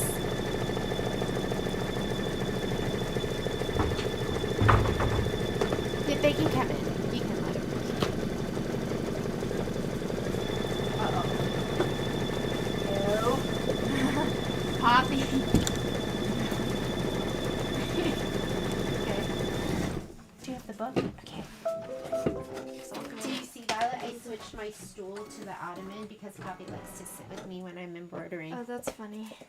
All right. Now, oh, look it. I was going to tell you black, but it's not. Celery again. Oh, no, cashmere. Cashmere for his little feet. Patrick will be doing the remainder of the embroidery today. We have taught her to hit the start-stop button. Just kidding. There, she's left the room. Here we go. Okay, I'm going to take out my Vegas gold. We're going to put cashmere in. Violet, will you look and see if she... Oh, yeah. The other day, I heard that noise, the crinkling sound of the plastic, and she was biting my batting and throwing it in the air. Sit with me. There we go. Okay, cashmere. Cashmere for the little feet. So right now we're doing, or I'm doing, I don't know what you're doing, but we're doing the little feet, step number 14. The black eye, and then the white detail, which is what I told you I was going to do like 5 steps ago, but I was wrong. I was wrong. I made a mistake. That's okay. At A1.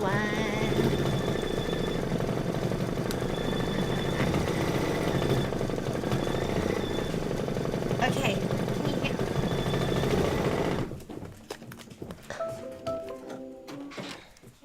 Oh my God, Shannon. How do you live without a Trader Joe's? Like, seriously? Shoot, I think I could live without Whole Foods before I could live without Trader Joe's. Like, I just love Trader Joe's. I grew up in Willimantic, Connecticut, and we don't have a Trader Joe's there. Honestly, I have no idea where the closest Trader Joe's would be. But maybe you're from like a small town like me. But they have, I've never been to one, but is it Aldi's? Is that what it's called? Is that kind of like Trader Joe's? Because I've seen that back east.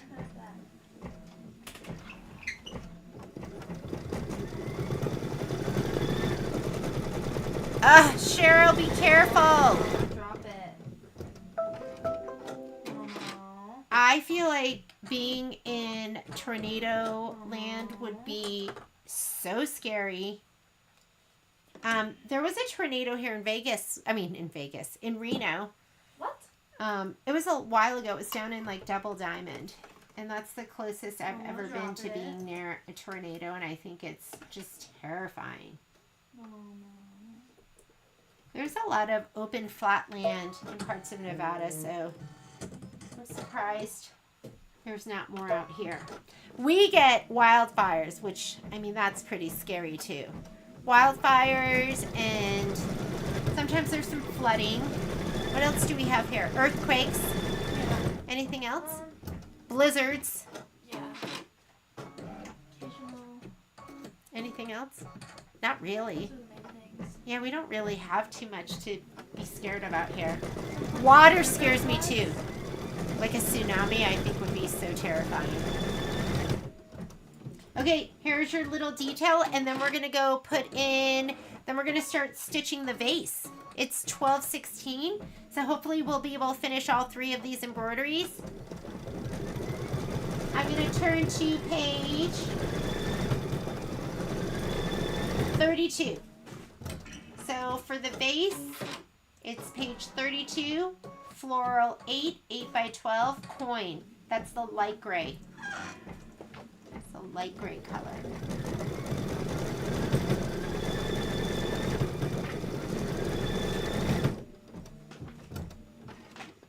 I don't know. I don't get like what order they put their book in. Because to me it should be in order of the sections that you stitch together. But it seems a little random. Should I call Kimberbell and complain? Just kidding. Go, Momo. Go. No. Can't bring that. Okay, Violet, let me try and do this for you.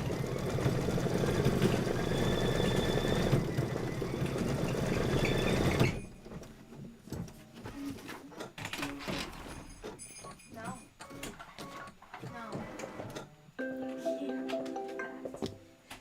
Cute! I love, okay, things I love. The little tail, the little feathers up here on his head, the detail in the wing. I love this color. This was a new color for me. So that graphite, it's, you know what it is? It's almost a periwinkle. It's light blue, but. All right. Slide on your hoop. You should be hooped. Ready to go. I'm going to slide this on. Fluff that design. Make sure he doesn't get, ooh, he's thick right there. There we go. This is the vase. And I'm going to go ahead and slide my hoop on. Let's load our design. Luckily, this design is bigger than the last one, and so it's not telling me to remove my hoop. But we're going to go embroidery, pocket, upper USB for me. You might have your USB and your lower USB. Background quilting is going to be floral 8. Floral 8. Embroidery. PES, because I'm on a brother machine. And we are doing the 8x12. Let's go ahead and set that. And I'm going to choose my hoop size. So I'm going to go to my settings. Hey, Violet, what is going on over there? I'm done. Okay. All right. And now we're going to add the design. So let's go ahead and touch add. And we're going to add the base. Whoop. Quilting through the seasons. Do, do, do, do. That was, if you didn't recognize that, that was me singing Tiptoe Through the Roses by Tiny Tim. Oh my goodness. Set. And it is centered, but set to the words of Kimberbell's Quilting Through the Seasons. I will now sing for you Tiny Tim's. I'm just kidding with you. I'm not doing that. I will do it once I turn off the video. Centered. Okay, centered. We're not moving anything. I'm going to touch embroidery. It will combine my design. I will move it on my layout page when everything is put together. And now let's go layout, move, and scoot it up. There we go. Looks good. I don't know why in the instructions here I put run muslin left to right, but I'm not going to do that. So I'm going to take that out. So sorry if that's confusing. I'm running it up and down. Sometimes if you have like small designs this way and you're scooting it all the way to left, then you want to run your muslin left and right. If you're scooting it left or right. Up and down, then you run it vertical. And of course we're talking about how to make it most economical. Okay, let's go ahead and move everything out of the way because it's going to move your hoop every which way. And let me pick a color that's going to show up on my background, which is anything because it is, we're using light gray is the background. So let me go ahead, take out my white. Violet, once I start stitching this, then I'll make your list. Okay. Violet, did you eat breakfast? Lunch? I had a bagel. You don't want kimbap? Sure. I'll have one. Okay, placement stitch for your batting first. And this is a big piece. If it's too big, I have something other than my spray tent. I have a spray box. And so if I'm spraying big stuff, Then out comes my spray box. You guys know I had like a spray box that I loved, but Momo just stepped on it and destroyed it. This is a leftover box from a snap, and it makes a great spray box. So you go ahead and open this up. Look how clean it is. It's had no love. Nubby side. Nubby side. Shape flex side. And spray.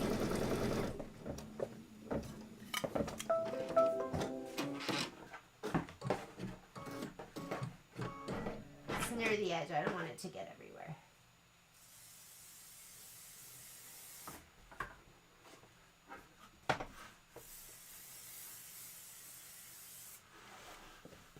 All right. Lay your batting down. Yes, no bathroom breaks. You guys can take your breaks when I'm done with you and not a moment sooner. No, I'm just kidding with you. You can take your breaks when there's lots of stitching, and I will let you be the judge of that. Okay, here we go. I'm going to lay this down. You just want to center it to the batting. Feel around.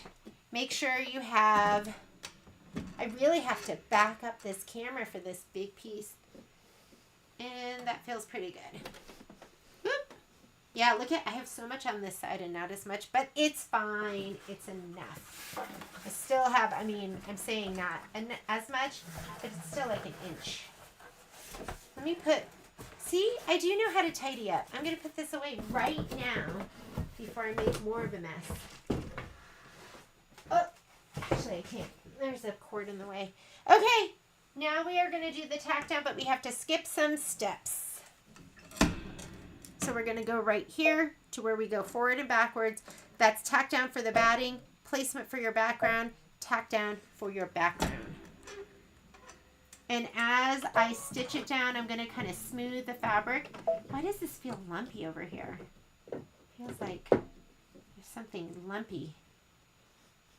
I have no idea. Just does.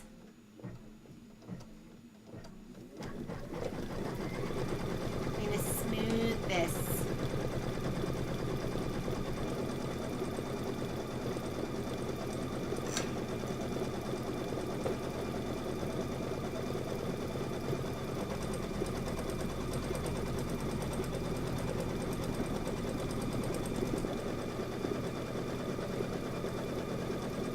Gorgeous. Get your coin out. We're going to do background quilting. Here's coin. It's light gray. And the background quilting is going to be 7 minutes. That's when I'm going to put together a shopping list for Violet. I like to show this too. This is how I take my thread out. I take it out. I unthread it to right here. And then it just comes out. So I don't pull back and I don't cut it at the top and pull at the needle. Seems like the best way. I do it the best way. No, I'm just kidding with you. If you have a way you like to do it and that's what makes your heart happy, then I want you to do it that way. For years, I literally just pulled back because I didn't have a class and nobody ever taught me anything and I didn't know that could be an issue. So I'd grab my thread and just pull it out. And if you take a serger class with me, you know I pull back. Here we go. Go ahead and let it do its stitching. Right here, this is what you should be seeing on your screen if you fast forwarded a couple of steps and it's 7 minutes. And enjoy. Okay, Violetta. I can't reach that.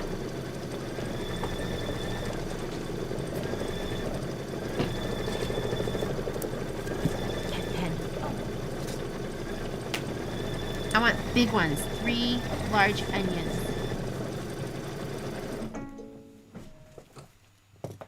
We are almost out of bobbin thread. I'm just going to go ahead and cut. And let me just change that right now. Why wait? We've been doing a lot of stitching. Stitching in the kitchen. Okay. I know a lot of you stitch in your kitchen. Oh, this is in the way. Uh-oh. Okay, how are we going to do this?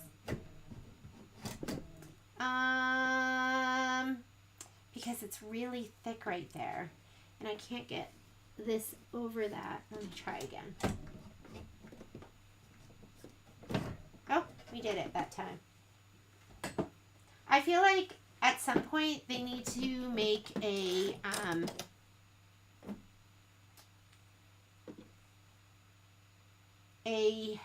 thread where you hit a button and it pops out here. You know what I mean? And then you could change your bobbin. You don't have to mess around with this. There we go. Whoops. I didn't get it on over here first.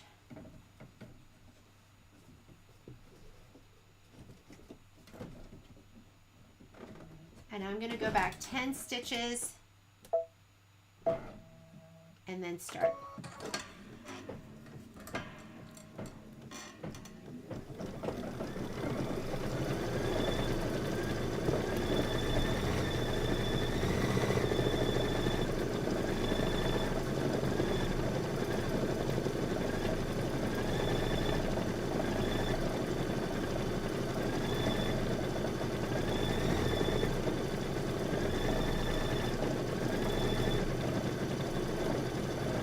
Violet, I have to go with you. Yeah.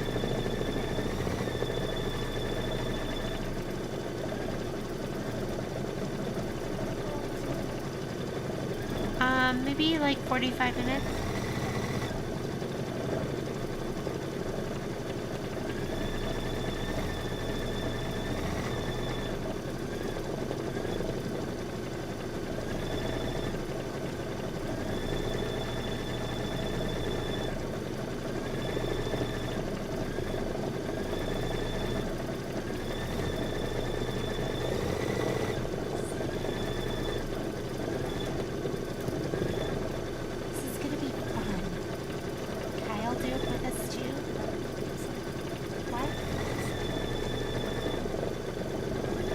Stanley's not here.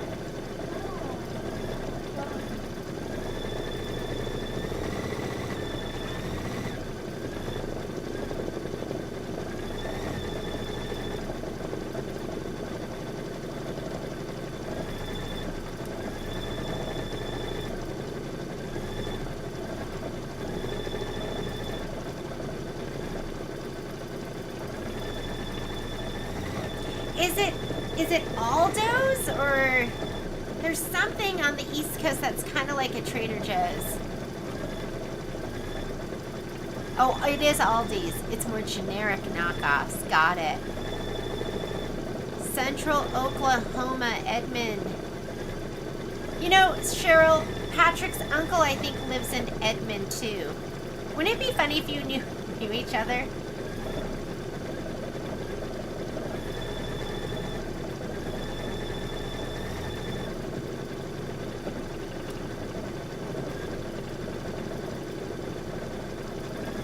South OK got hit really bad last week. It's a scary time with the weather right now.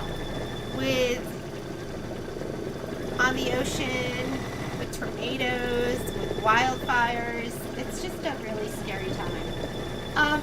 This quilting looks amazing. Oh my goodness. I love it. Okay, after we finish our quilting, this is, oh wow, this is a long stitch out. This is 65 minutes, Violet. Might be more like an hour. But I'm gonna finish this whole stitch out and that'll be what we do for today. We're right now doing the quilting stitch, and then after quilting, go to the embroidery instructions. So we're gonna go right to our embroidery instructions, and let me add in the colors right now so you know. Although we're 7 minutes in, so we are into it. But... whoops, camera falling. Okay, actually maybe that's good for this. So we have mossy,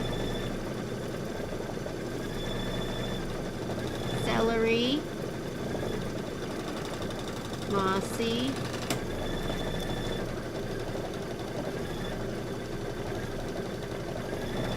Okay. Thought that sounded funny. Hang on a second.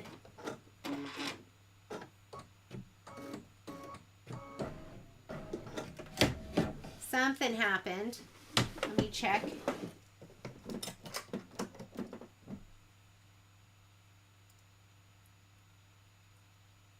Ooh. My thread broke. My bobbin thread. Okay.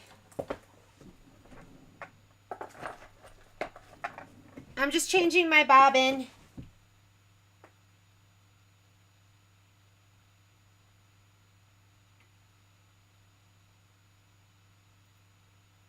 Okay, here we go.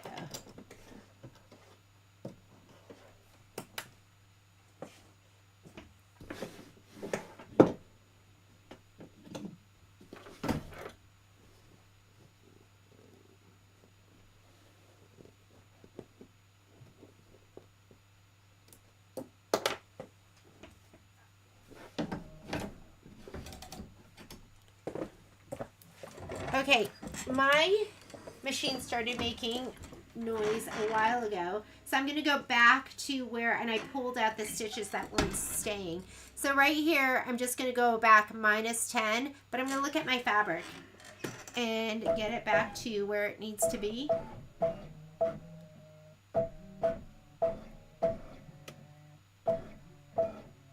There we go. So right about there is going to work. I don't know how many that was, but that was like more like -70. And I don't care if there's like a little bird's nest on the back. It's going to get layered, so you're not going to see it. And off to the races again. Okay. Colors.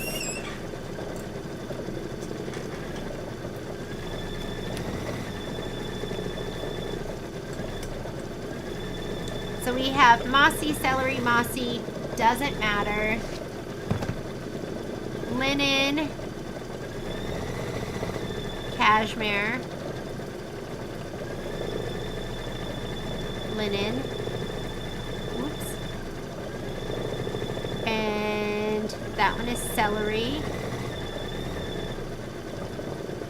mossy, mossy, mossy,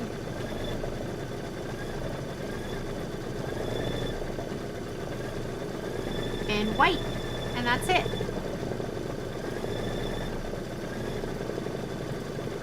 I don't know if you need to see that or if you can even read it. Mossy, mossy, and white. And so these are the first colors we're going to do though.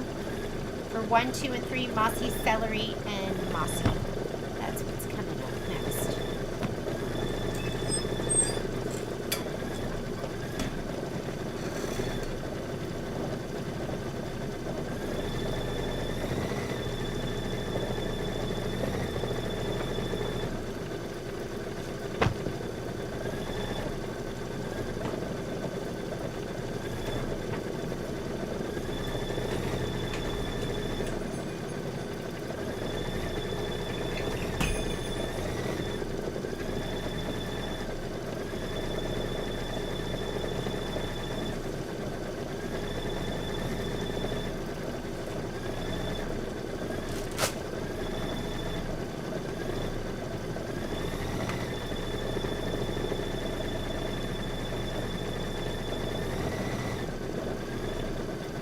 So we're going to stitch out. The next thing that we're going to put in is mossy, and that looks like a long stitch out. That looks like probably, I don't know, maybe 15 minutes.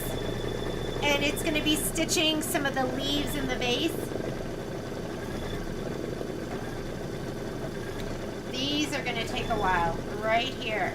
These bigger leaves, that's just, that's going to be felt.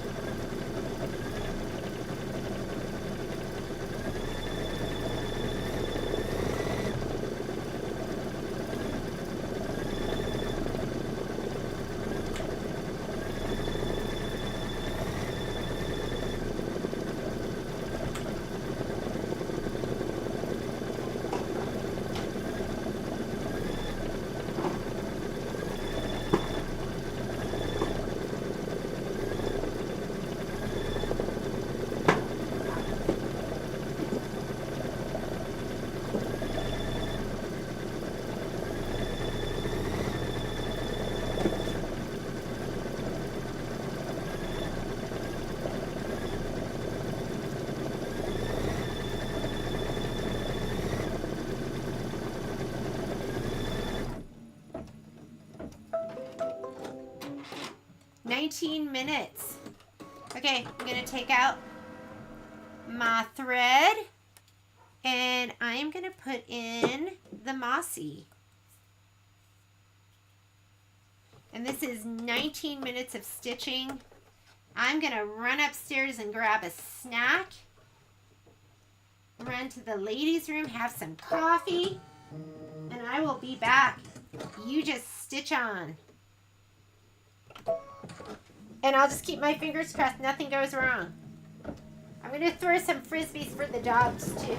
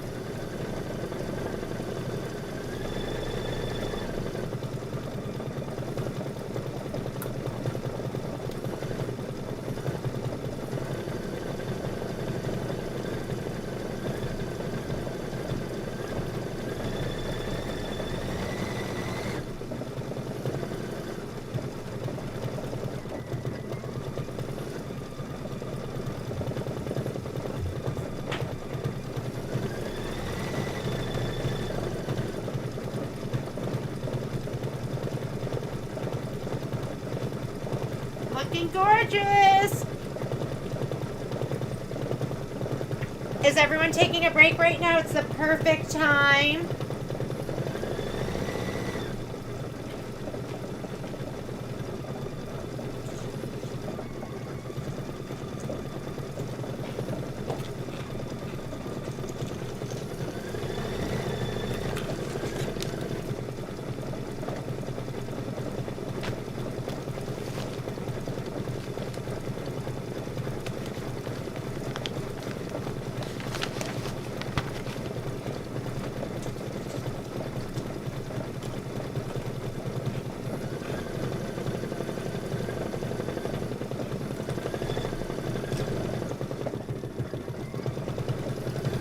I'd say we're maybe about a third of the way through, if that.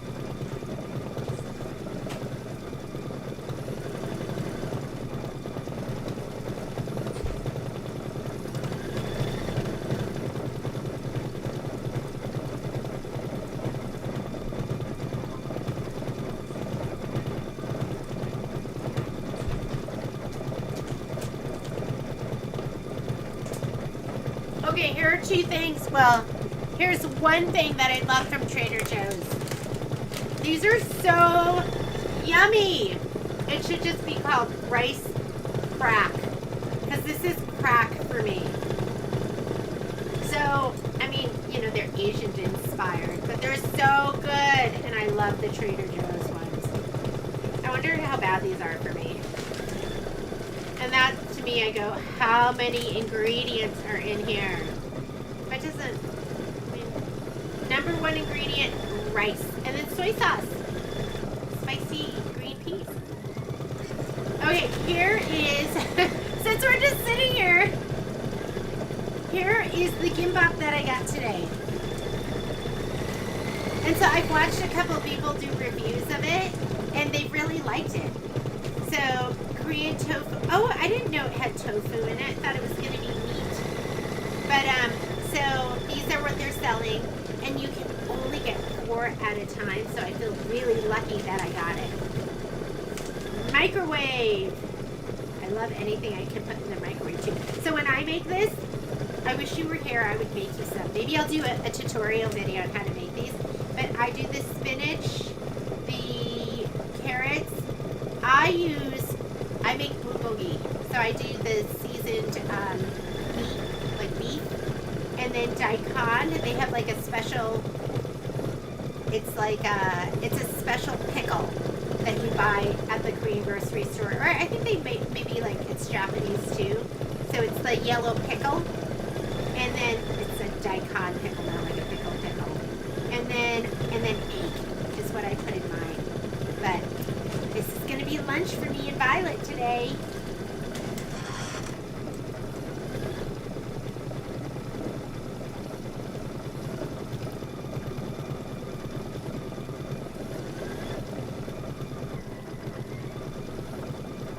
Oh man, Katharina, what do you think it is? Patrick went on his mountain bike ride, but I would have had him call you. I hope it's something that had to go into the store, into the shop for your repair.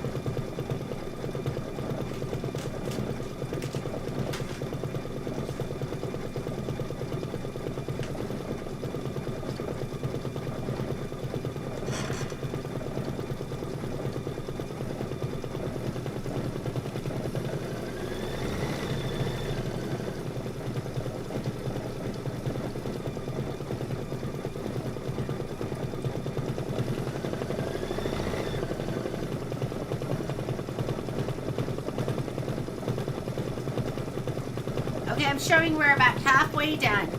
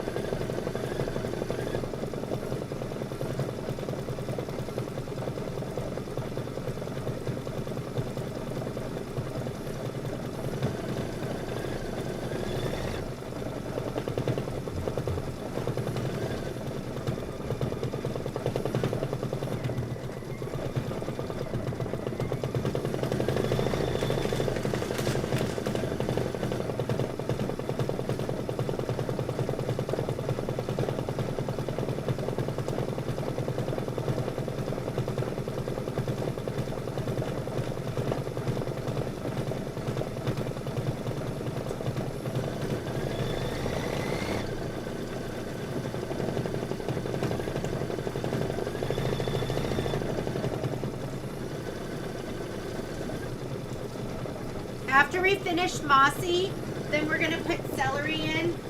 So we're gonna be stitching all of these leaves, that's step one. Then we're gonna do the light green leaves, and then we're gonna be stitching the stem. So that's the first 3 steps. That's probably like, I don't know, more than a third. That's half of the stitching that we're gonna be doing for this embroidery.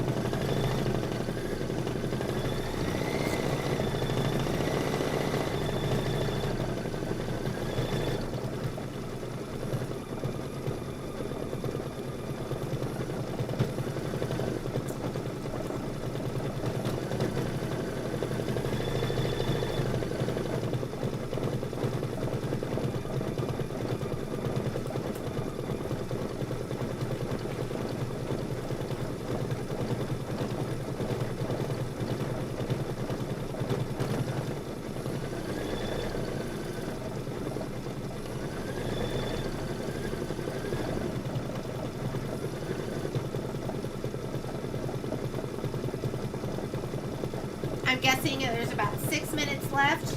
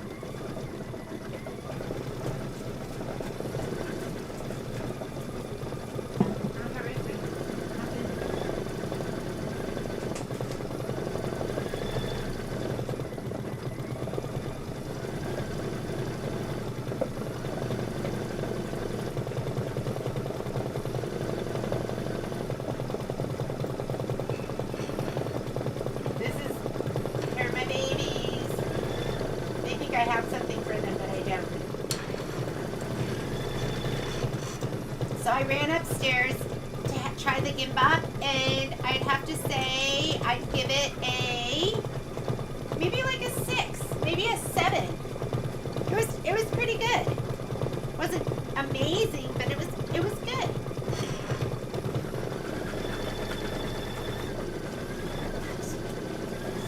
Oh.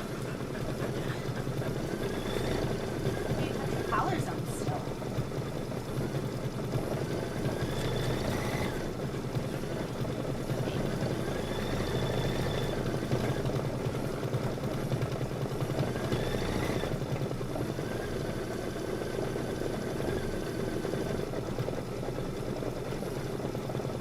Oh, we're getting close.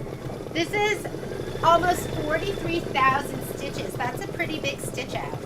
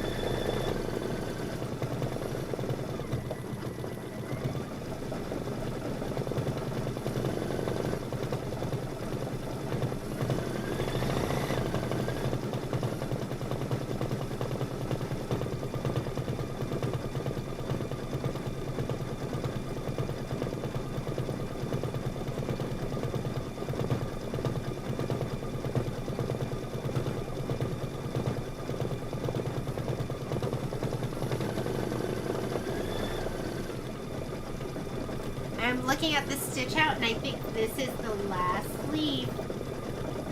We're almost there.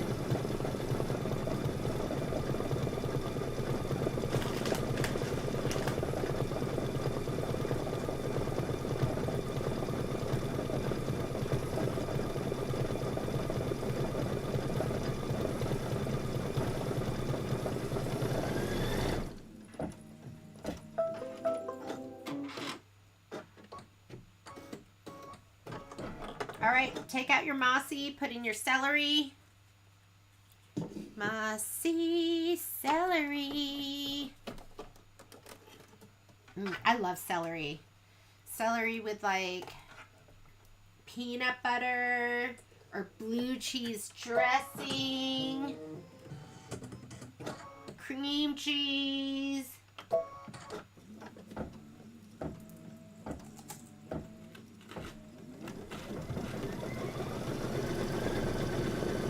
Okay, 10 minutes.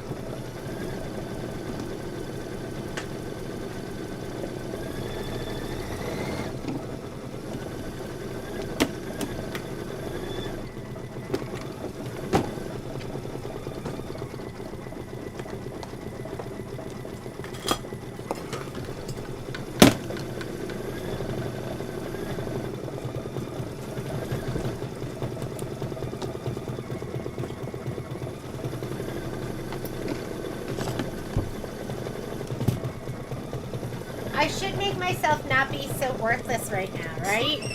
Multitask, Jeannie. So I'll go ahead and trim out, or I'll press out the bird too.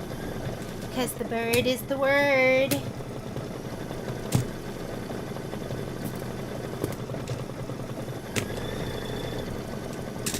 I like to have more on here, but this is all we're kind of wasting in between. It's not much.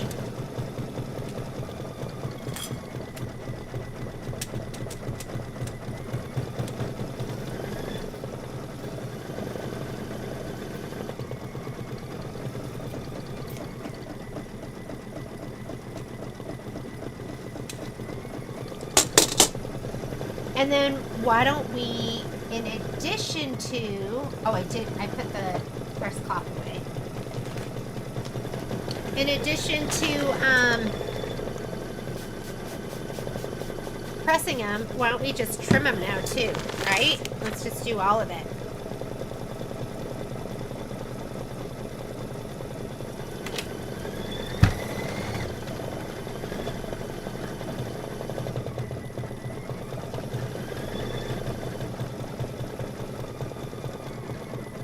See how you can see the outline of it, and then it spreads the fabric.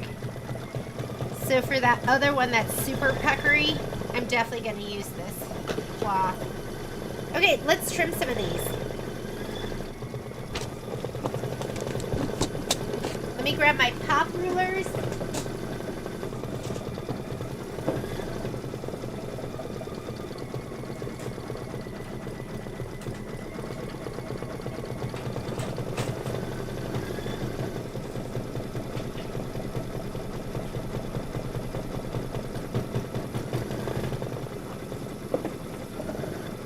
Looks like this one is 4.5 by 4.5. So I'm going to grab my little pop ruler right here and my rotating mat.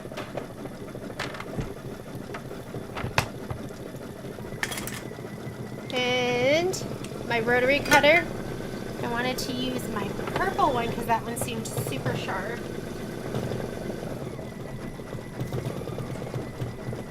And you are going to frame this around that outline stitch the best you can. And it's not going to be perfect. If you get on one side perfect, it's not going to be perfect on the other side. So it just needs to be overall the best you can get it. Hold, rotate. Take your rotary cutter, push it down, lean it to the left so it doesn't go into your embroidered block, but stays to the left, and just run it along the plastic. I just moved this a little bit, so I'm just adjusting it.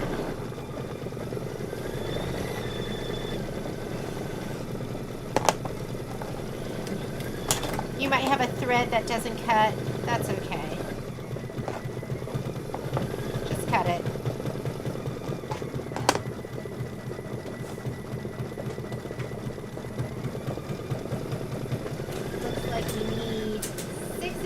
By 6.5 for this one.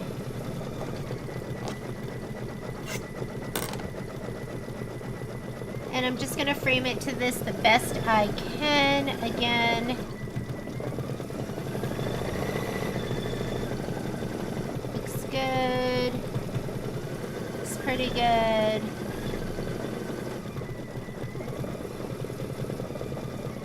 Here we go. Oh, guess what? I put this down upside down, so I'm going to hold it down really carefully. See the rubbery things? Those should have been on the other side, so it wouldn't slip and skid. But silly me didn't check. This is a good lesson in what not to do.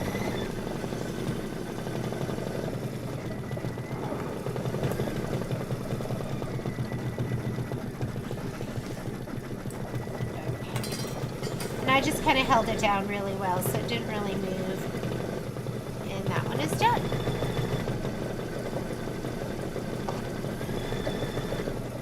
This one looks like 4.5 by 4.5. And if you're not sure, I did put everything into your spreadsheet. So your spreadsheet has final measurements. I just don't know where this spreadsheet is to show you. There it is. Oh, I can't really reach it, but I have the measurements written in there. You'll also find the measurements on like the last page of each stitch out. It'll tell you what your final trim size is going to be.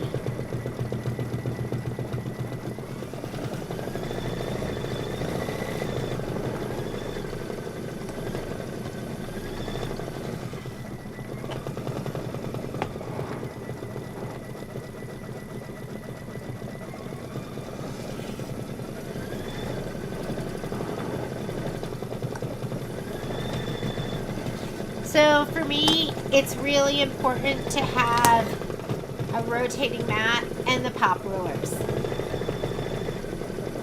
They're just going to make your trimming life so much easier.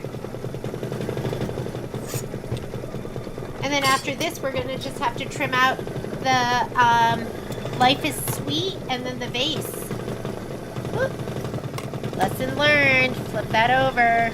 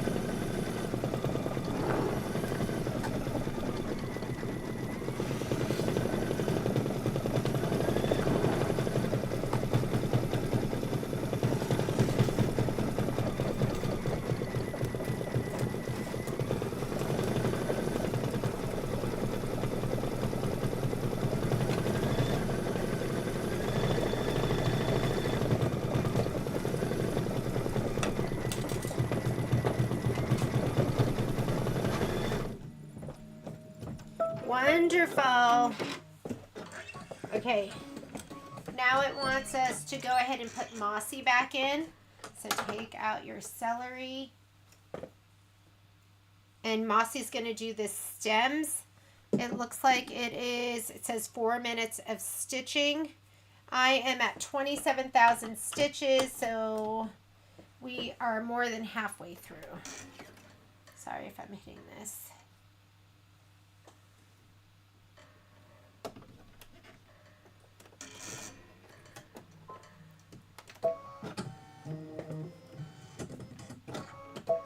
Stitch away. Let's see what we're going to sew together. And I could set up my PQ 1500. I mean, would that be nice just to be done? I guess I could set it up. I moved it so I could put my Scan-A-Cut there.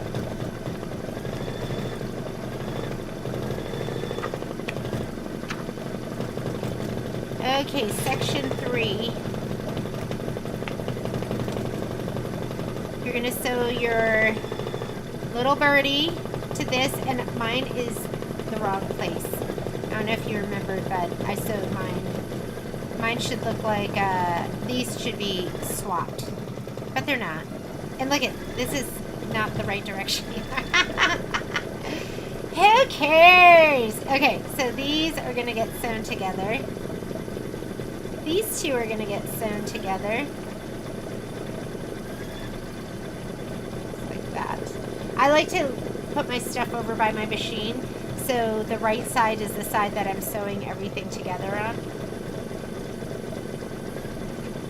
This and this get sewn together, and this, all like that.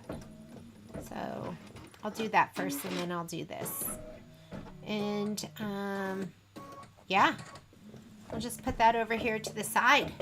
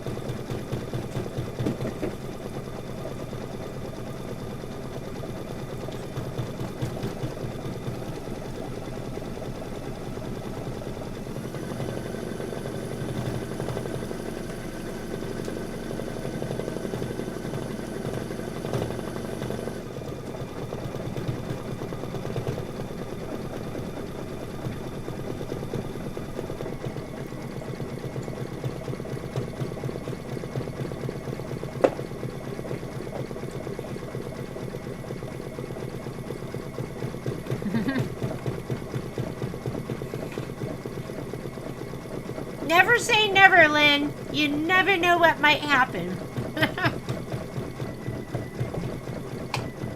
Oh my god, I told myself I was never going to stitch down. You know how I leave one embroidery on? I had another one yesterday curl under, but I noticed it immediately. Well, it probably did like 100 stitches and then I noticed it. And it was just the quilting stitch, so it wasn't a big deal. But, geez, we need moments like that to keep us on our toes. Oh, I know, the background quilting on this one is amazing. Amazing!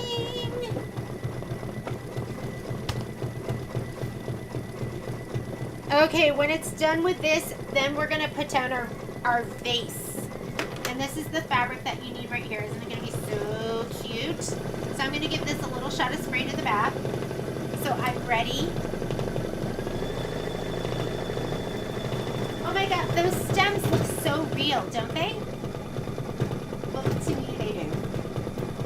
To me, they look real. Try not to write it.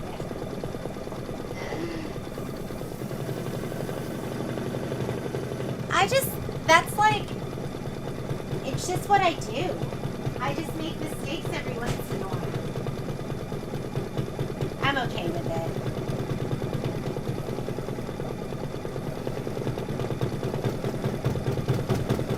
Yeah, but you know what, Lynn? I love that you figured out how to just add the quilting. Isn't that like nice that you didn't have to go, well, too bad.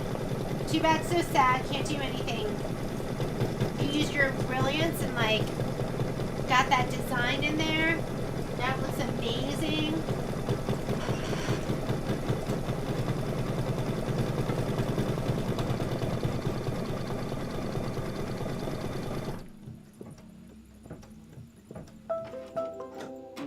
Oh yeah, if you wanted to put if you wanted to make the vase shiny, I'm just going to do my tack down or my placement stitch in the green. You could use there's all sorts of fusible vinyls we carry in the store. I can't remember if it's Pellon. It might be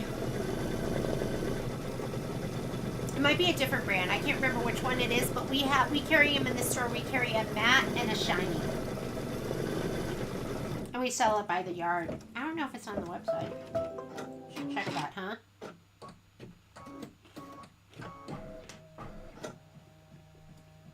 But if you need some, let me know. And put it in your next package. Okay, here we go. I am going to change out to a lighter color. I just feel like the dark colors might shadow through. So, celery just happens to be sitting right here. Let me put that in. This is going to be the tack down. Shows on your screen in orange.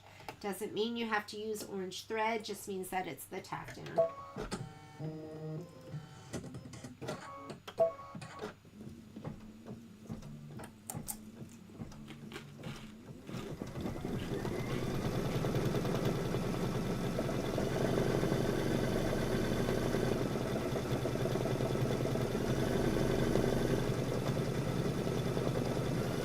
So this is the step we're doing right here. We just laid our fabric down. I love these. They're color instructions. And then we're going to go ahead and we're going to trim. Close to the stitch. Trim fabric close to stitch line. I'm going to use my double curve scissors. And then we're going to just do a whole bunch more stitching. And we're going to be laying down some felt and some topper.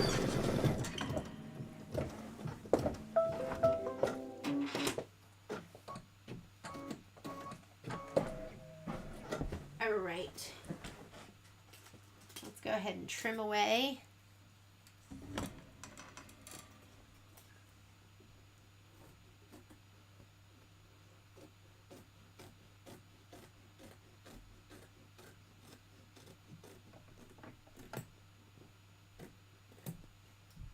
It's going to be a nice satin stitch, so if you're not perfectly around this, you have to be like pretty perfect when it wants that decorative stitch that's kind of like the stars candle wicking. When it's that, you have to be pretty spot on because those threads stick out, but Not that you want to be sloppy and far away from your stitch, but satin stitch, I feel like usually, as long as it's a thicker one, is pretty forgiving.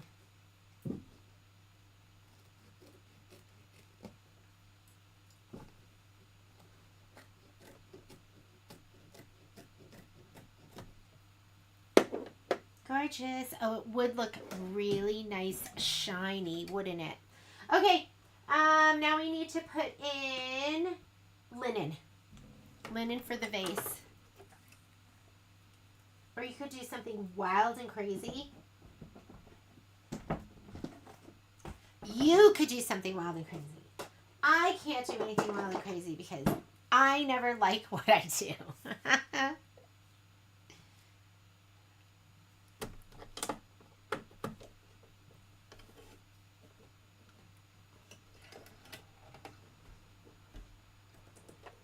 I always love it when people do their own thing, their own fabrics, their own colors. I'm always super excited when I see that. When I first started Kimberbell, they didn't have as many kits, and I was doing the bench pillows, so I always chose my own fabric.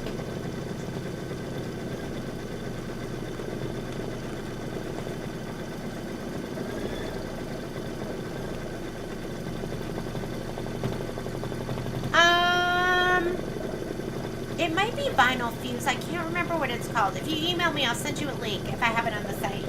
Or you can just let me know. I'm going to be sending out mini quilts, I think, at the end of the week. So you could say just that you want a yard or something, and I can just add it to your... You always have so much shipping left over, Lynn.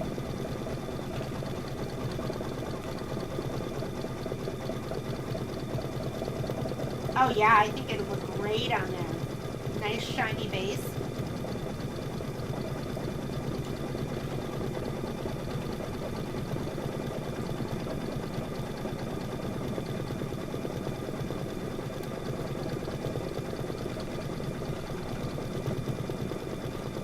That's 7 minutes of stitching. And then we're going to do the base collar fill.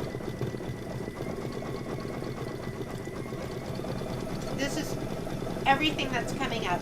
Right now we're doing the satin outline, and then we're going to do the collar fill, blossom petal fill, blossom center fill. Number 10 and 11 is where we're going to put down the fill. And then wash away topping down here. We are 47 minutes into our stitch out. We are, I'd say, 3/4 of the way done. We have 10,000 stitches left.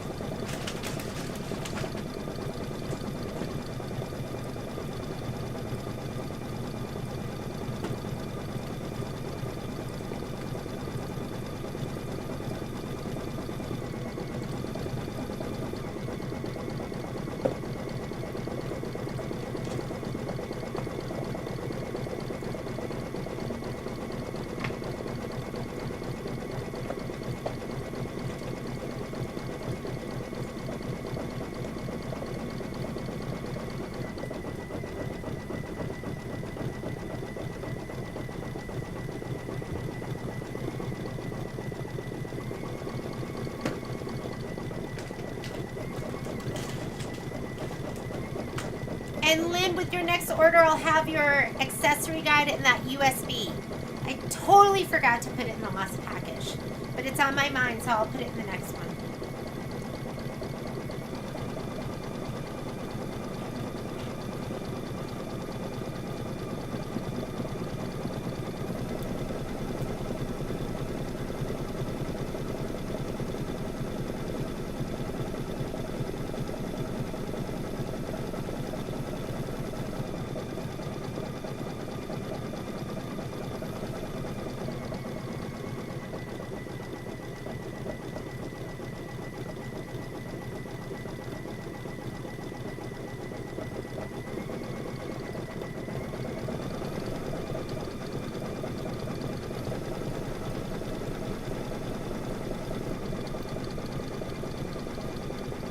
Looks so beautiful. Oh my God.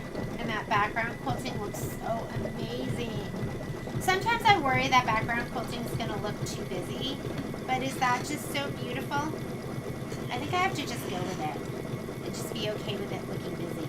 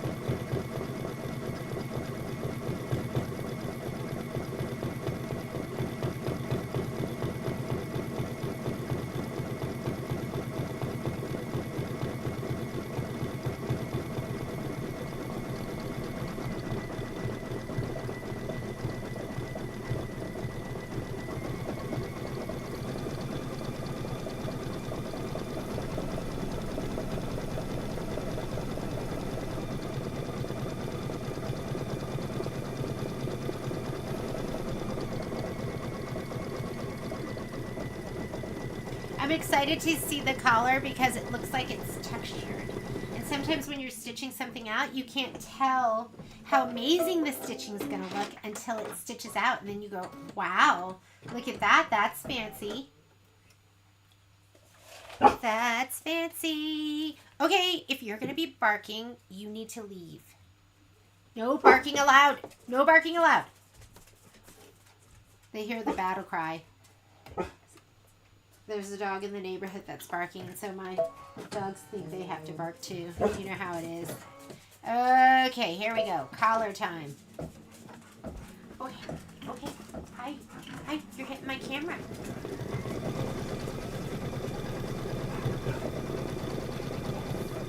Oh, you're hitting the arm. You're hitting the arm.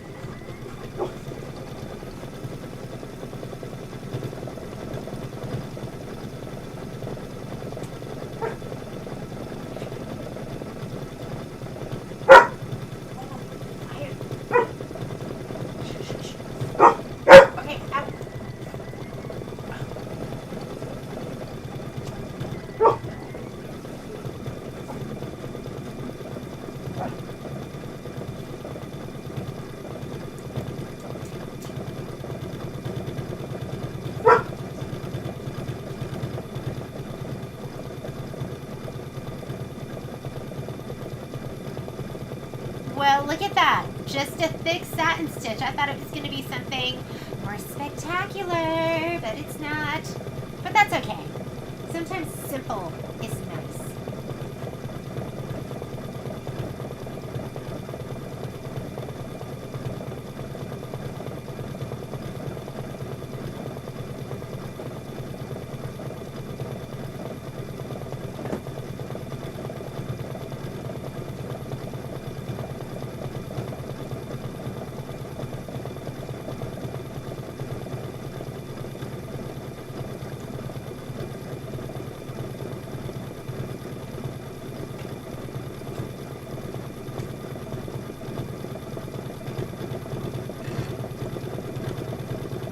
Hi, Melinda.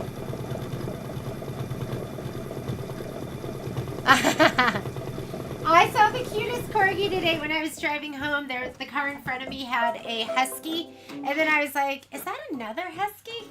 And I looked and it was a corgi. It was so cute. All right, take out your cashmere.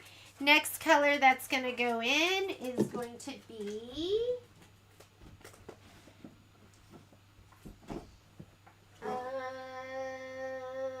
linen again for the blossom petal fill. I had never, like, okay, hang on. I had never seen a corgi before. I know that sounds silly, but just, you know, I'd never seen one until I went to college. And my girlfriends and I were laying out in like the equivalent of like a quad or somewhere. And a corgi came and like ran right across me, like right across my belly, like full feet on me. And that was my first corgi experience. They look so little, but they're not.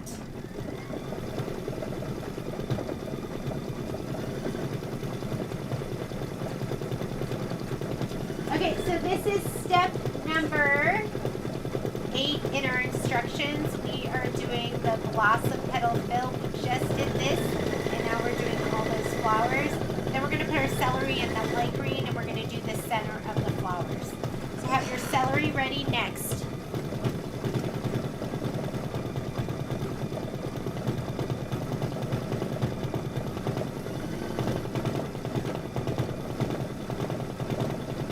Lynn, add it to your vase. It's going to bump it up a notch. I would expect no less from you.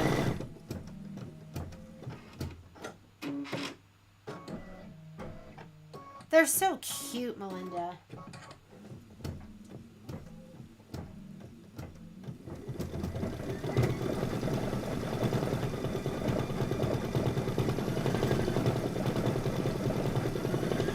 Okay, this is 6 minutes of stitching for the flowers.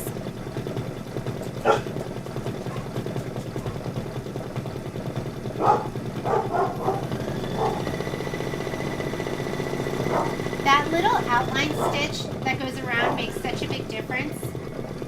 It just like defines it. Makes it pop a little bit.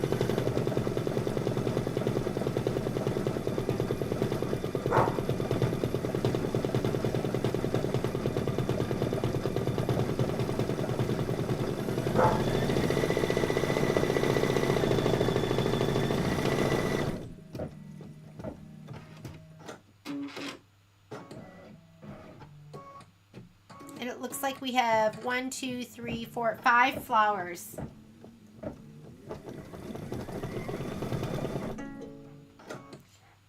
I have thread. Let's see. We'll do the paths of least resistance and see if it just didn't pick up.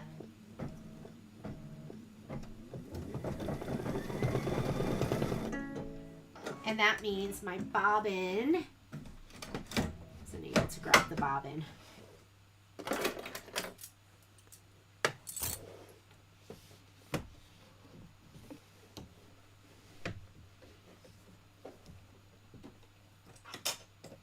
Let me reseat my bobbin. Ooh, it's steamy and warm down here. Tell it's been stitching non-stop.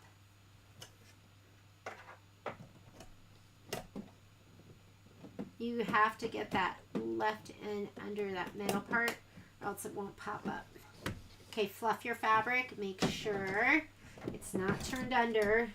It's the worst. Okay, I'm going to go back. That should be good. I'll just clip that thread in just a minute. Let it get stitched in.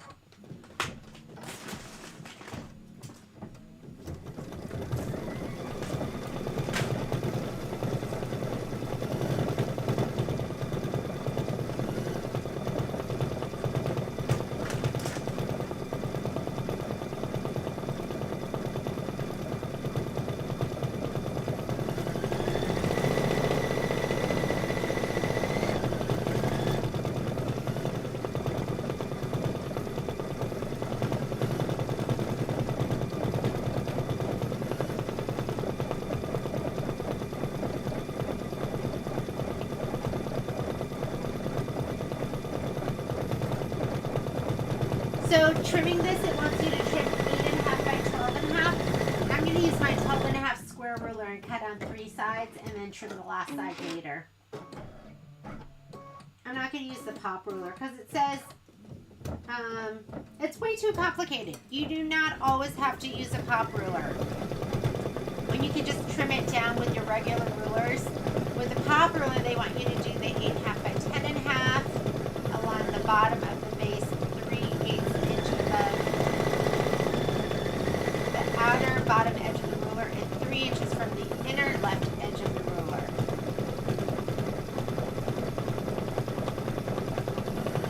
Oh, maybe it's not complicated. Is it? I have to look at that. I have to read that again and think about it.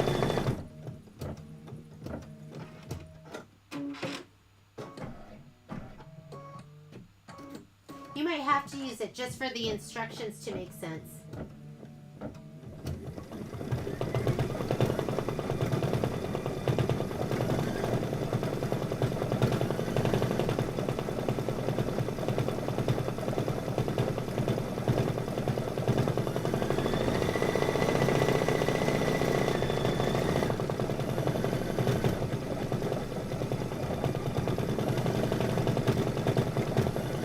I don't know. I think I'm just going to eyeball it. Just cut it like this. With my regular ruler. We'll see.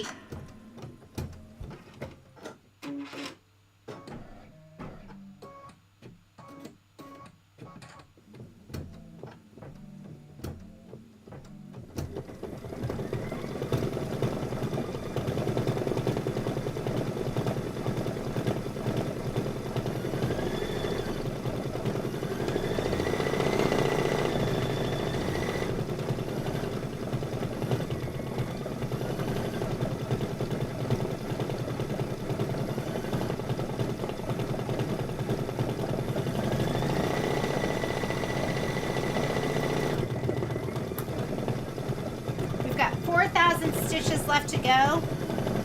My screen says 8 more minutes.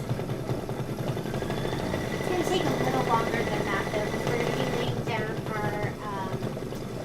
our felt leaves, and we're going to have to trim those.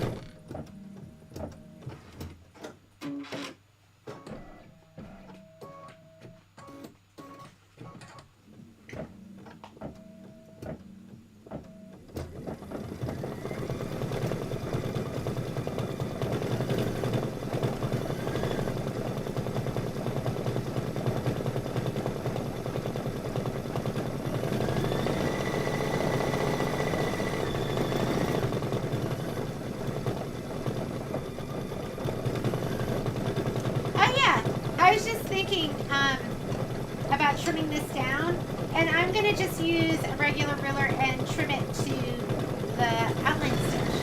That should be 8.5 by 12.5, and that is the easiest thing to do. I just was looking at it, the outline, going, wait a minute, we're just trimming to that outline, right? Yeah, that's it. Okay, let me go ahead and take out this thread. Although it looks like they have theirs trimmed right below that, the bottom of the vase. I'm not sure. I think it's just trimmed to that, fussy cut to that outline that I have in pink. We are going to go ahead and put in celery. And that is going to be the center of the flowers that we just stitched.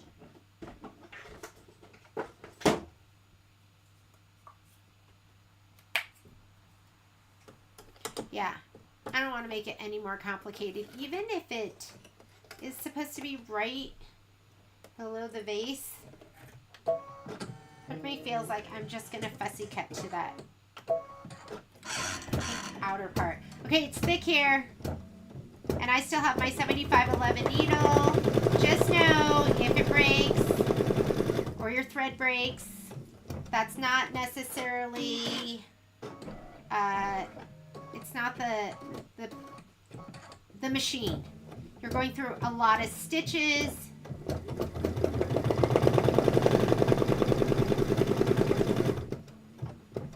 It's really bulky. That thread has to go up and down through all those rough edges. So you could break a needle or you could break your thread. Not a big deal. If I break my needle, I'll go up in needle size. And a lot of times I'll go from a 7511 to an 8012 Microtex. So 7511, anti-glue, Oregon needle are my favorite for embroidery. And then I usually go to an 8012 Microtex needle. They don't make an 8012 embroidery needle. I don't know why. It goes from 7511 to 9014. It is heavy stitching. You can hear it.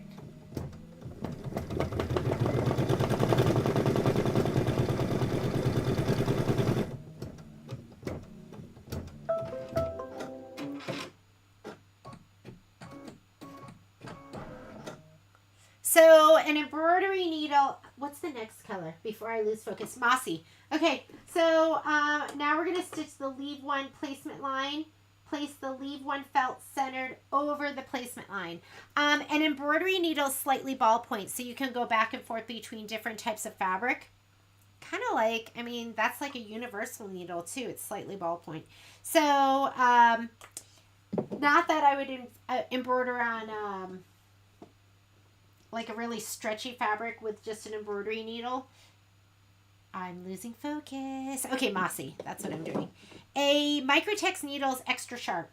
So when your needle is going through your fabric, there's like, I always think of it as like your fabric. And when your needle goes through, it pushes a little, pushes, and then goes through.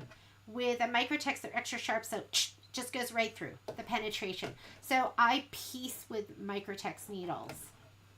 An 8012 is kind of, to me, the perfect needle. It's kind of like the best all-round needle. But, that's thick stuff. Here we go. Keep track of where these placement lines are, too. You don't want it to blend in with your stem. Like, that to me, I don't know if I would notice that. So, yeah, I love an 8012. And then I go up in size to a 9014 if I'm going to be quilting. I either use a quilting, a top stitch, or a 9014 Microtex needle.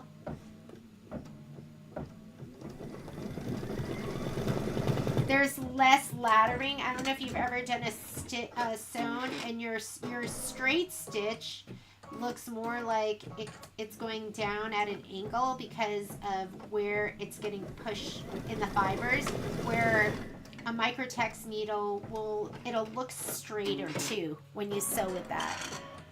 And is anti-glue a different needle? So the anti-glue just has some kind of coating on it. I don't know what is on it, but it's just more resistant to like sticky stuff getting on it. But I just use it all the time. Okay, we're going to go ahead and put down our felt first.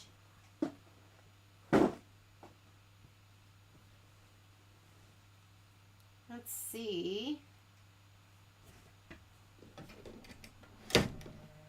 How far is this? Will this work? I think the leaves go right on top of this, don't they?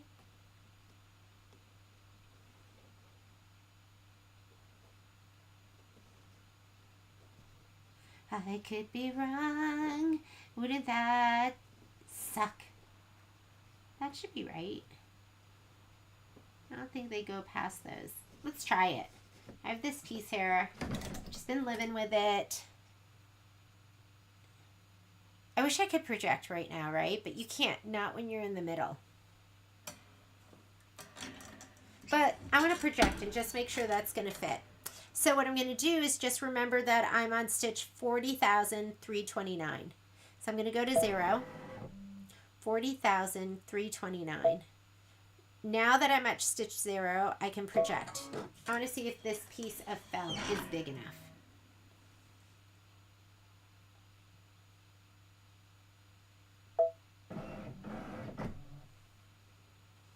Oh yeah, it's perfect, right? There's my, I don't know if you can see it, but there's my leaves. And that looks like it's going to work just fine. So now I'm going to go to the stitch I was at. So I'm going to go, okay. Here's where you go forward and backward stitches. And I'm just going to touch in here. 40,000. Was that right? I can't remember what. Okay, 40,329. That's what I wanted. All right. What color is this? This is mossy. This is going to stitch down my felt.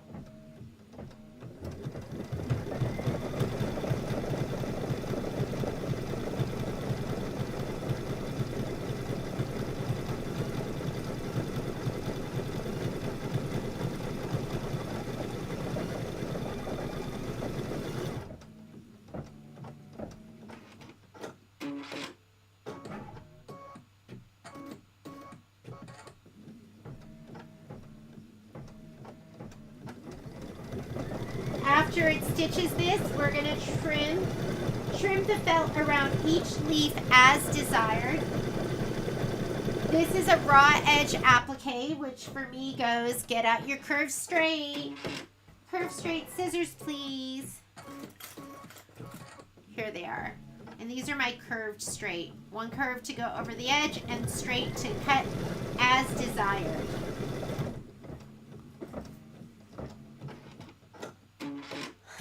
Thanks, Lynn. I'm like, how can I forget that so fast? But believe me, I can. I just demonstrated that.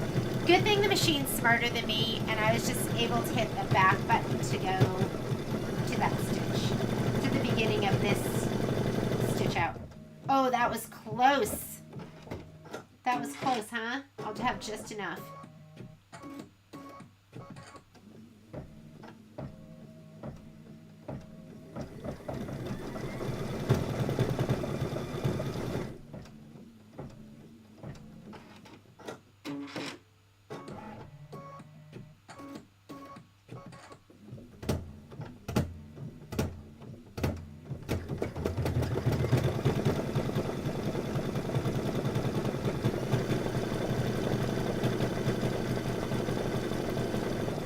We only have 2,000 stitches left, and my my machine is saying 4 more minutes of actual stitch time, which that's going to translate to like 15 more minutes, I bet, because we have to trim, lay down, do all that stuff.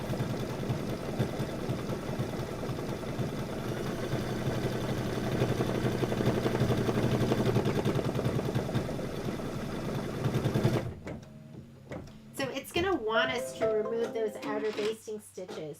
So trim the felt around each leaf as desired. This is raw edge applique, but they are going to want you to remove that outer basting stitch. So let's go ahead, put this in my lap, and we're going to trim.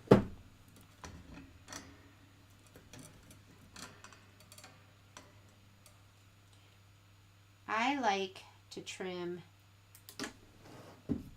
about 1/8 of an inch around. Ooh, this is thick. This feels thicker than usual.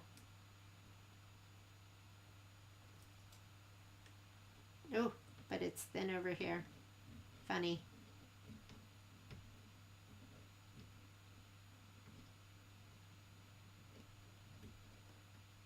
So trim right to that stitch if you want, or far away, wherever you want.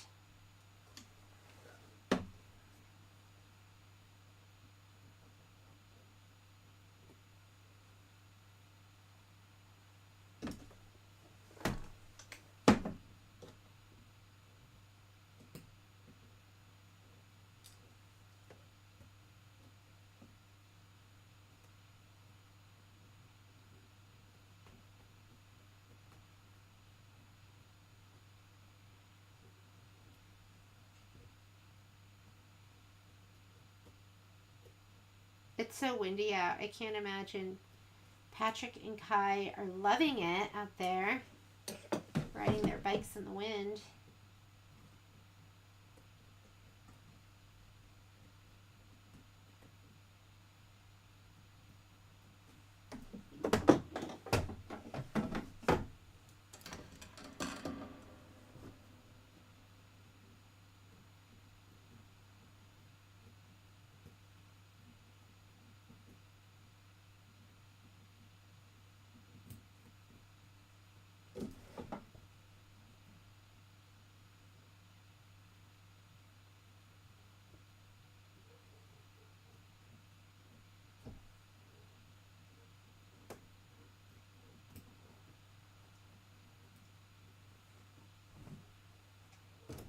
Cute.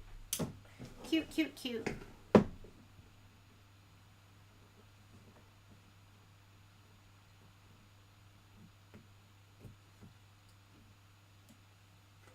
I like it with the little outline. Do I have to get rid of it? I like that basting stitch.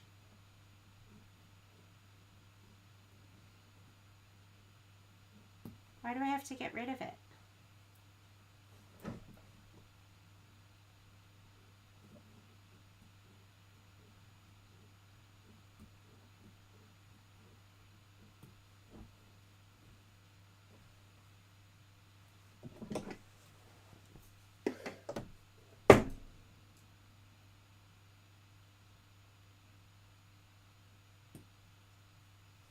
I like it just the way it is. Don't go changing your basting stitch. Okay, let's slide it back on. And it's going to do the placement stitch. It looks like I'm looking at my screen. And when I look at my screen, I'm looking at this little box that tells me what's on the agenda next. And it looks like it's the placement stitch for the other leaves. Your instructions say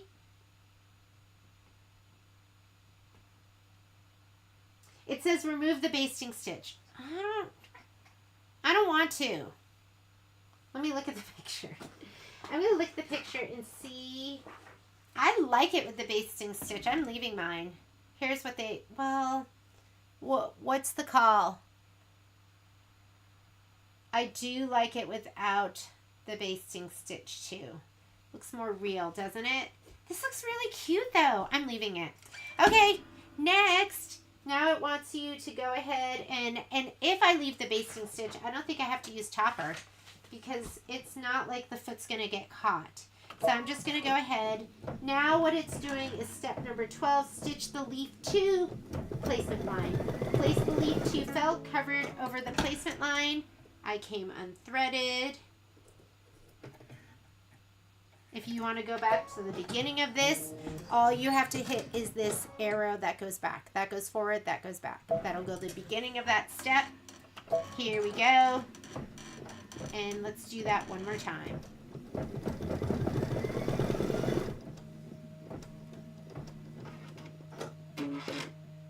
I'm leaving my basting stitch. I'm leaving it.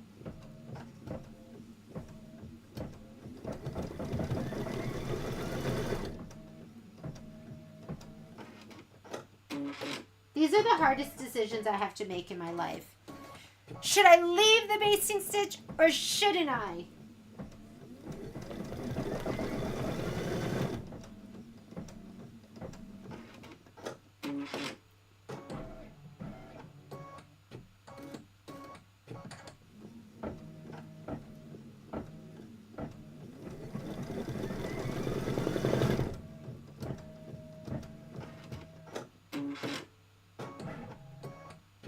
Oh, we need loop fastener. Okay, let me cut mine. It looks like we need 3 pieces.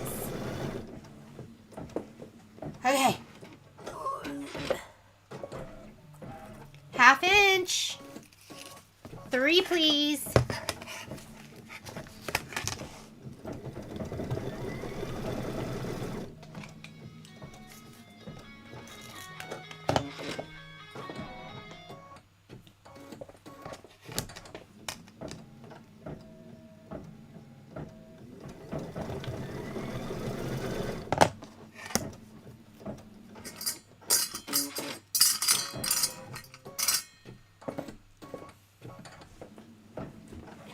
Okay, and I like to take mine and just put them like up here on top of my machine so I know where they are. So I have my hook fasteners up there. Let's lay down our next piece of felt, and it looks like I'm gonna go right up here. That should be plenty. You could give it a little shot of spray if you want, but I think we're good. There we go.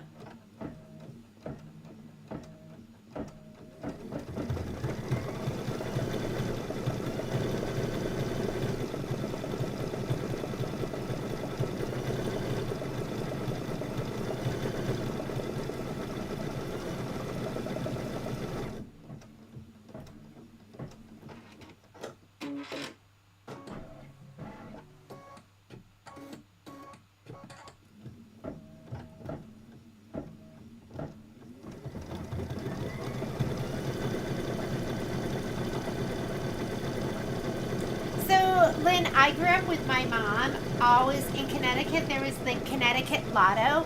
And so my mom bought a lottery ticket every Friday. And I bet if it was easy in Nevada, I would buy a lottery ticket too, because I always say, you can't win if you don't play. But in Nevada, we can't buy like Powerball or Mega Millions or any of those tickets here. I think it's because we're a gambling state.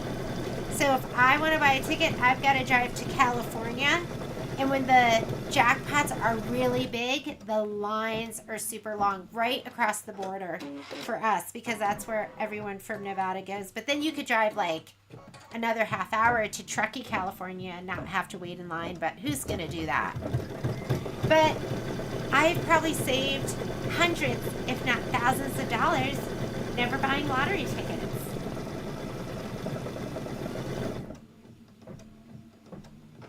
But if it was close, I would definitely be buying lottery tickets.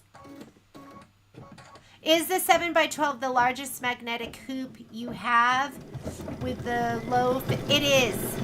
Yes. Yeah. The 7x14 and the 10x10 are bigger, but they have the big beefy magnets. Oh my God, Lynn, that's a great idea. Did they suggest that? They did not. That's a fantastic idea, though. Just pop in your vanished thread in the bobbin. Don't forget it's in there. And do the, oh, you know what though? This would be hard. You'd have to stop and change your bobbin and then put it back, because you want to keep that, the stitch that goes down the center, that you want. So it looks like you're ripping basting stitches out, or else you're taking your hoop off, putting it back on again, and that is a pain in the booty.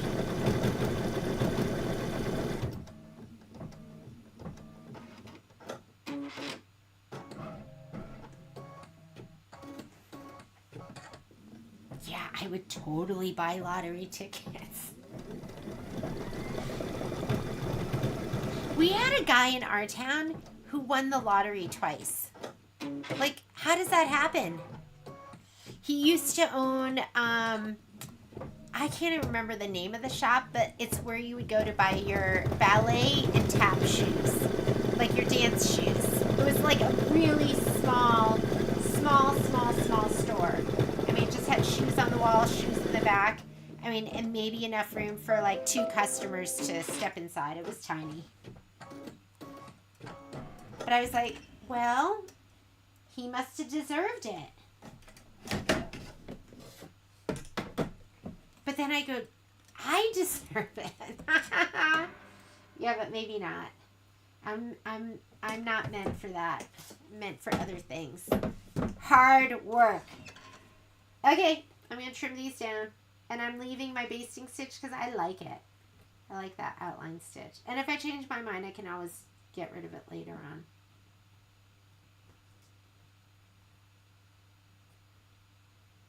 Yeah, who wins the lottery twice? I wonder if there's anyone who's been like struck by lightning twice. Right? It's like being struck by lightning twice.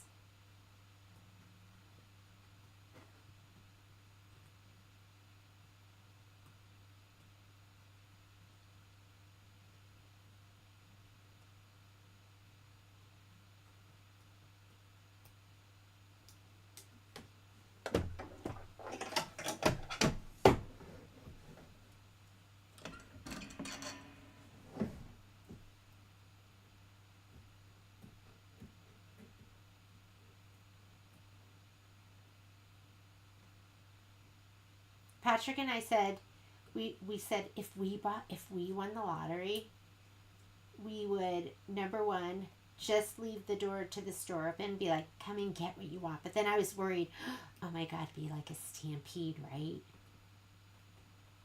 And then we were like, we would buy everyone a luminaire. If you want it, we're going to buy you one.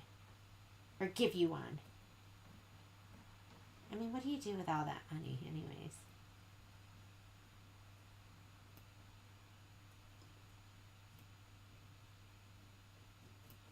We keep some of it, but we give a lot away.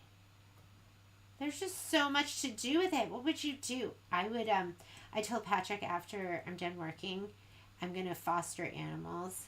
And he said, are you going to do that with your other husband?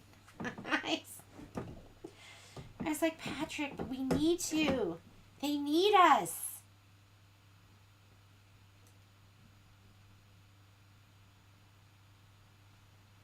I have a friend that, our friend Steve, it's really Patrick's childhood friend who lives in Wyoming. And so every weekend he would foster like a dog from the pound. And I was like, well, that sounded great to me, where you could have a dog but not have a dog. Like you could choose. But I'm sure I'd fall in love and end up keeping them all. Struck by lightning twice and live to tell about it. The question. Lines first and then go back and forward it. Yes, you could do that. Because it's pretty easy, right? To just fast forward. Lynn, you're such a problem solver.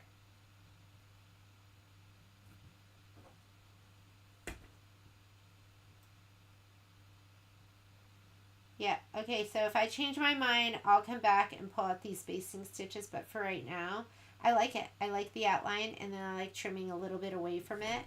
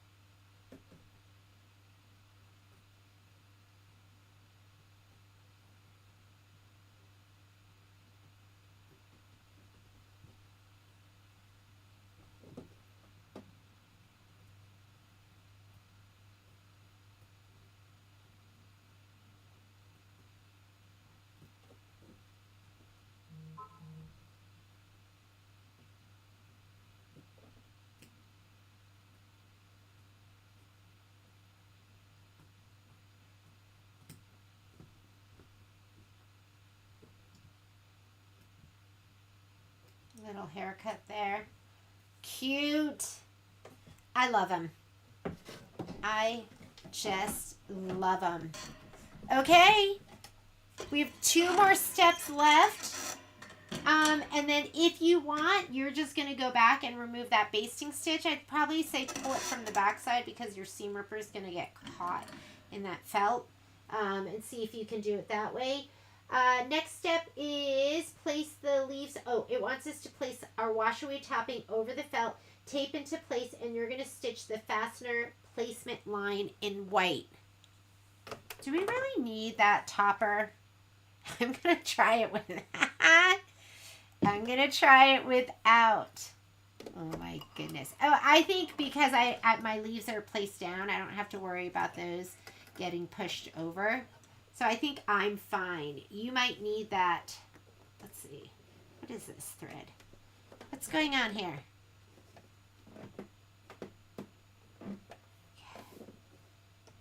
You might need that topper if you pulled out your basting stitch, because you don't want it to stitch your leaves down in weird ways. Here's my first spot. This is my first placement stitch. Oh yeah, I don't need it. But that could have bent your leaf back and stitched it down in a weird way. I want my... Okay, keep track of where it is stitching.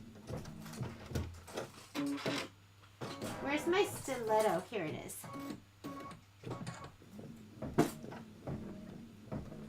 Okay, you're going to put the loop down,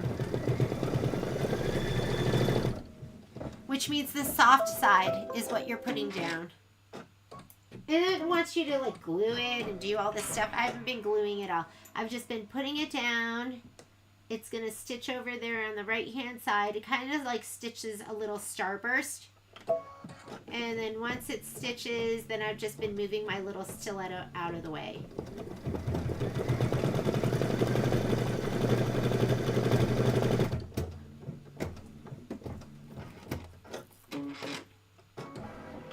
Okay, I'm going to stop it just so I can get my, so I hit my stop button, and I'm going to get this down here now.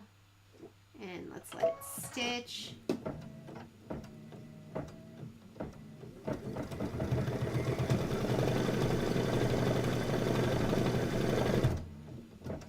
This is my tulip pink stiletto, and isn't it gorgeous? Whoop! Hit your stop button so you can get your next piece down. You're going to have to put your foot up. Puts it down so it's ready to go. And lay this down just like that.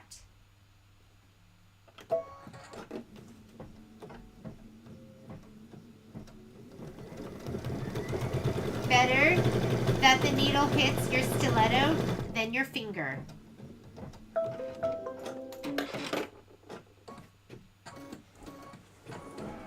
And the last step, it doesn't want you to stitch. That is just the lines for design placement only. We are done. Is that just adorable? I just love it. And like I said, if you hate those basting stitches, pull them out. But I just like them. So that is it for today. I will go ahead and finish up pressing these, and I'll film it, sewing them all together, trimming them. And I think I'll be ready to sew together section 2 and 3. I do not have section 1 here. It's at the store, so I'll have to finish that later. And then I will figure out when I can do those borders. I'm going to try... You know, I like to tell myself, successful people like to do things unsuccessful people don't want to do. And I don't want to do my borders, and I want to be successful in sewing. So I'm going to do those. That is what my goal is, to do them this week, and get that done so I can have the whole thing ready for next week. And if I do that, then I will let you guys know if we're doing Hello Sunshine starting next Monday or the Monday after. But that is going to be coming up soon. Thank you so much for joining me. I need you guys, and I so appreciate that you stitch with me, because that's what makes me get my projects done. So have a great day, be creative, and I'll see you tomorrow from the store. Bye.